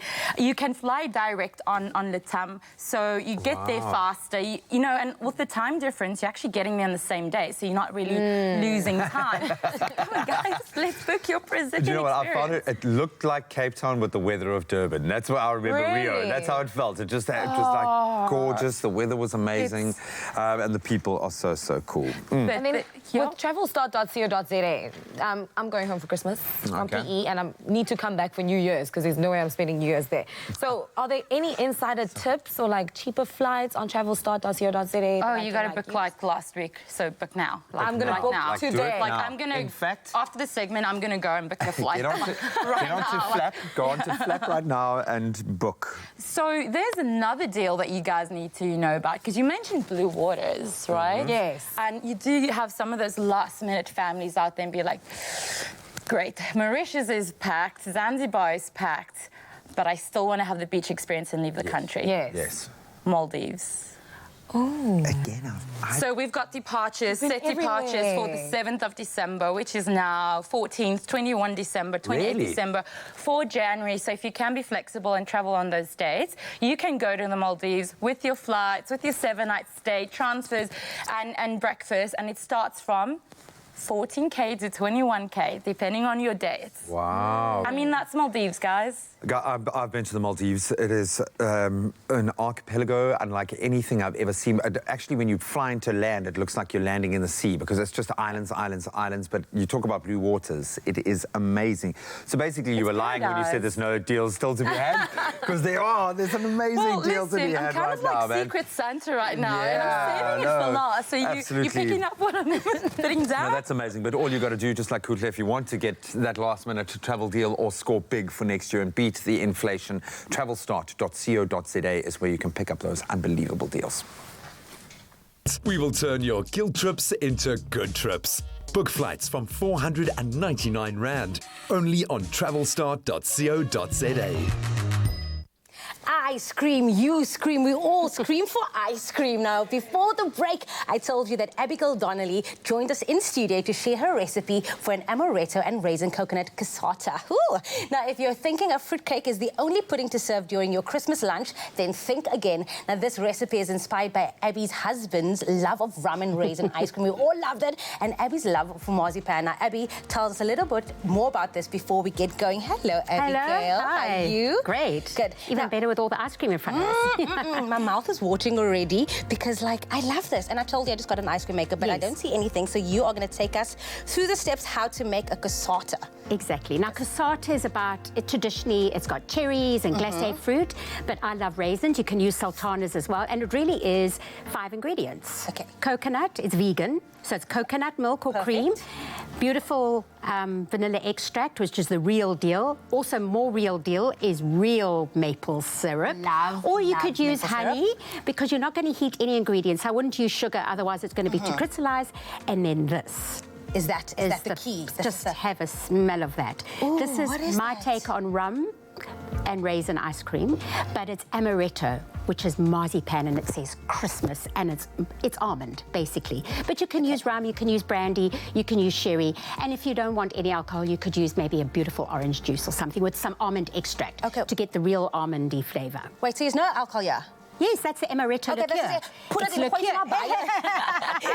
So you can see it's a real lot because there's no use making a little bit of this because it's so delicious. And then you can keep it in the freezer the whole of holiday season, and you can just whip it out literally and treat your guests. But this is just so tropical. It's South African Christmas, and yes, it's kind of also got the same flavors of a hot Christmas pudding with brandy custard. Absolutely. In fact, this served with a hot Christmas pudding could be absolutely divine. In fact, it's served with anything. I think you could even have it with gammon, and you could get away with it. It's so delicious.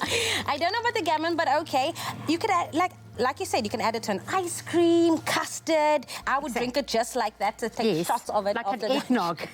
Yes. Because there's no raw egg. That's amazing. And I don't so like then what I do is if you have the luxury of having an ice cream machine, pop it in there, give it a couple of turns. If not, keep it in the freezer until it goes slushy, which will be overnight because of the alcohol. Okay, so it's going to take a little longer to freeze.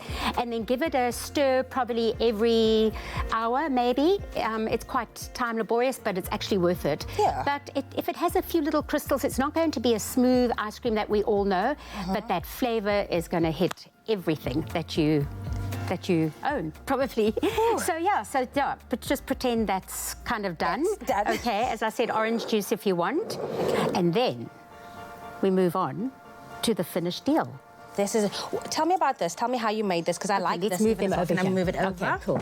So I've scooped some little. You can put them in cones. As I say, you can just have them in beautiful bowls. What I've done is just, like wafers and ice creams. That's how we kind of grew up.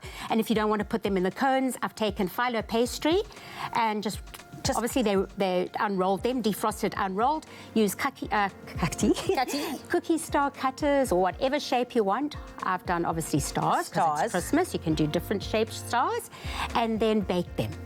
And then just a little bit of magic, icing sugar, just to make that. And then I love these gold stars, but Where's my little gold stars? No gold stars, but no anyway, gold stars, but that's at the gold Woolies, stars. Okay. for Christmas, in the baking section, you have little edible gold stars and shimmer, and you can shimmer everything on your table. It's amazing. And here, the recipe is in the latest taste, which is the biggest bumper issue we've ever had for Christmas. It's full of just amazing ideas that we and the food directors and the team have put together. So, yeah, you'll find the recipe in here as well. It's taking Christmas to a whole new level. We're not going to have boring puddings anymore. We are now taking it to the next level. I definitely want to get in there. I don't even want to taste it because it looks too beautiful. No. But there's no boring around here. Guys, give me a second. This pudding is absolutely filled with delicious sticky raisins and just makes so much sense to serve as a dessert in the summer heat. Now, if you'd like to try something a little different this Christmas, SMS the keyword Woolworths to 33728 to get the recipe sent to your phone. Now, each SMS costs R1.50 and no free SMSs apply. And while I just dig in, what are you guys doing on the other side? Over here. Bring it. Jamie, just bring it. Bring it, yeah. Abigail Donnelly, you are a genius. She is just so cool. So we're having a bit of fun here, obviously getting into the Christmas spirit. We asked you guys if you ever re-gift, okay? And I said it's a safe space you can share with us. And we've had a couple of comments come through. Josephine Pixton, morning Josephine. She's one of our favorites. She's always contributing, which I love. And she says, good morning, family. What a lovely photo. Uncle Tubbsy looking so excited about Christmas. Yes, I did when my kids were ill and they'd got gifts, maybe like clothes, shoes, that they didn't like or didn't fit them on size, then I would just re-gift to a child in need, 100%. That's my kind of re-gifting. If you're going to re-gift something, you know, your child guaranteed there's going to be something that they haven't used or aren't using, re-gift it to a child that has nothing. Absolutely, man. And cool. Robin Bond says, I was considering doing that this year, but it's not a problem if one person's random possessions are another person's treasure. Sure. But then, what is a random possession? Because someone maybe it's something I know, but if you're really not going to use it or you don't, you know. But then do you tell the person who gave you the gift, listen, boo to you, I'm going to give your gift away. How do you feel? You can keep those comments coming. Maybe show us something that you were gifted that you knew was re-gifted. How did that make you feel and how cool or shady do you feel as a result of it?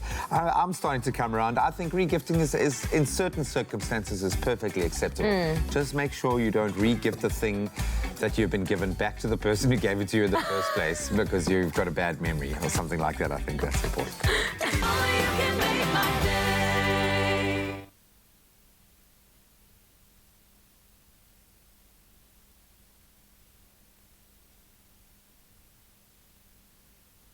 Never gonna break my bones.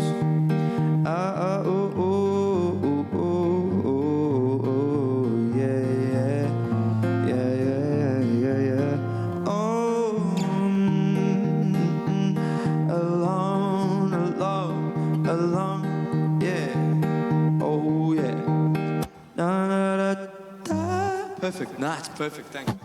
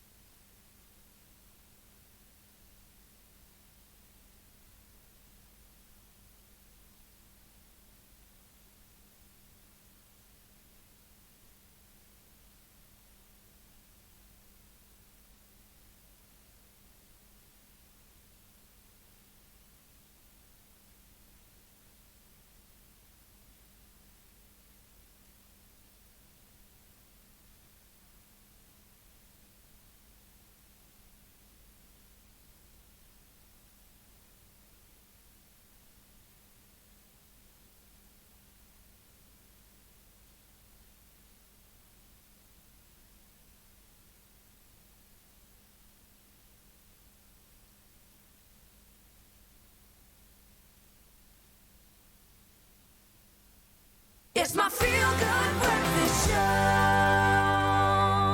welcome back to your Feel Good Breakfast Show. I mean, what a morning we've been having. Yes. Matthew Mole is still here. He's been heating up the stage with his voice. He is beautiful. And of course, he sang for you, Nana, and everything. Wow. Singing happy birthday to people celebrating their birthday. Your best of I had Amaretto. I'm probably going to get fired after this. Sorry, Patience Stevens, but I love you very much.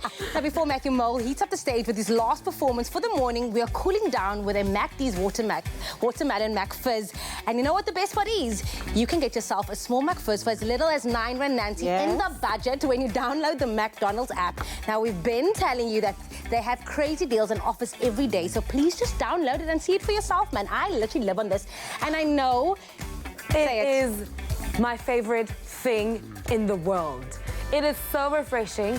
I love the watermelon flavor. It's my go-to drink. I'm not even... And guys, they didn't give me a special mention or like they didn't put me aside. It's not an ad. It's not an ad. This is true story. This is my life, my reality. It's literally my favorite thing in the world. Sip it? Wow. It's your first time having it. My first. Honest opinion. It's fresh. I like it. I'm actually not a watermelon person because I like the actual fruit, but this is actually fresh. I could actually see myself drinking this, sipping mocktails, out here living my best life. But thank you so much, Princess. You are the best, and we love you. We and love you so much. You know who also loves you? Matthew Mole, guys. He does love her. Matthew Mole, what you saying there? Oh, she's had a glint in her eye the whole show. You made Princess's day. In fact, you made all our day. It's been an awesome show, largely due to your efforts. Thanks for playing along. Thank you, and thanks for bringing us some new, some old music. You called this old, but it still feels quite fresh. What was the motivation behind Run? Run, yeah, so that's from my previous album, like 3 and a bit years old now. The song is basically just talking about, kind of similarly connected to this new one. It's talking about when you're dealing with certain situations, certain difficulties, rather than running away from them, facing them and growing from them and learning from them. Absolutely love it. Well, you're going to get a taste of that right now. Buddy, thank you so much for joining us this morning. Thank you so much, What an absolute pleasure. Ladies and gentlemen, one last time this morning, it's Matthew Mole with Run.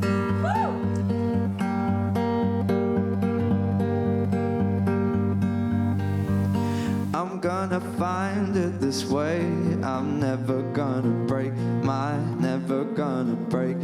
bones. And if you find it this way, you're never gonna be alone.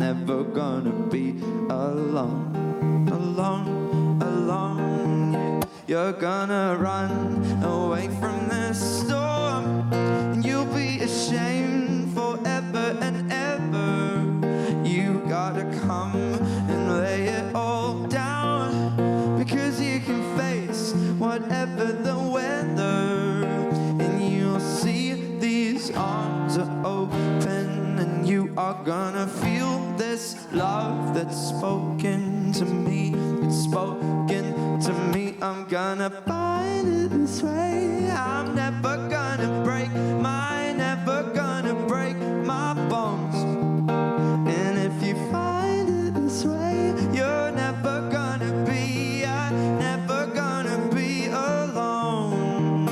You think you've done a little too much, but you need to see the potential in this heart.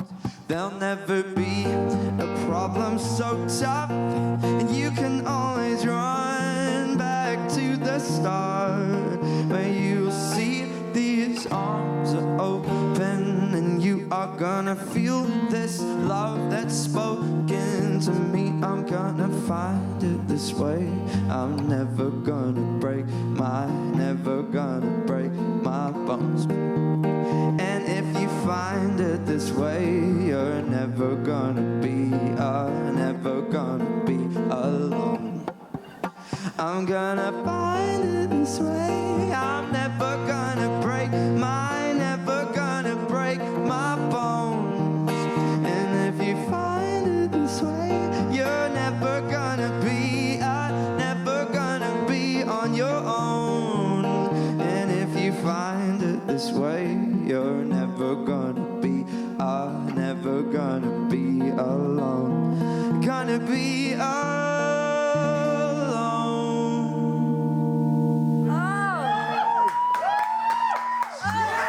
Thank you, dudes. Thank you.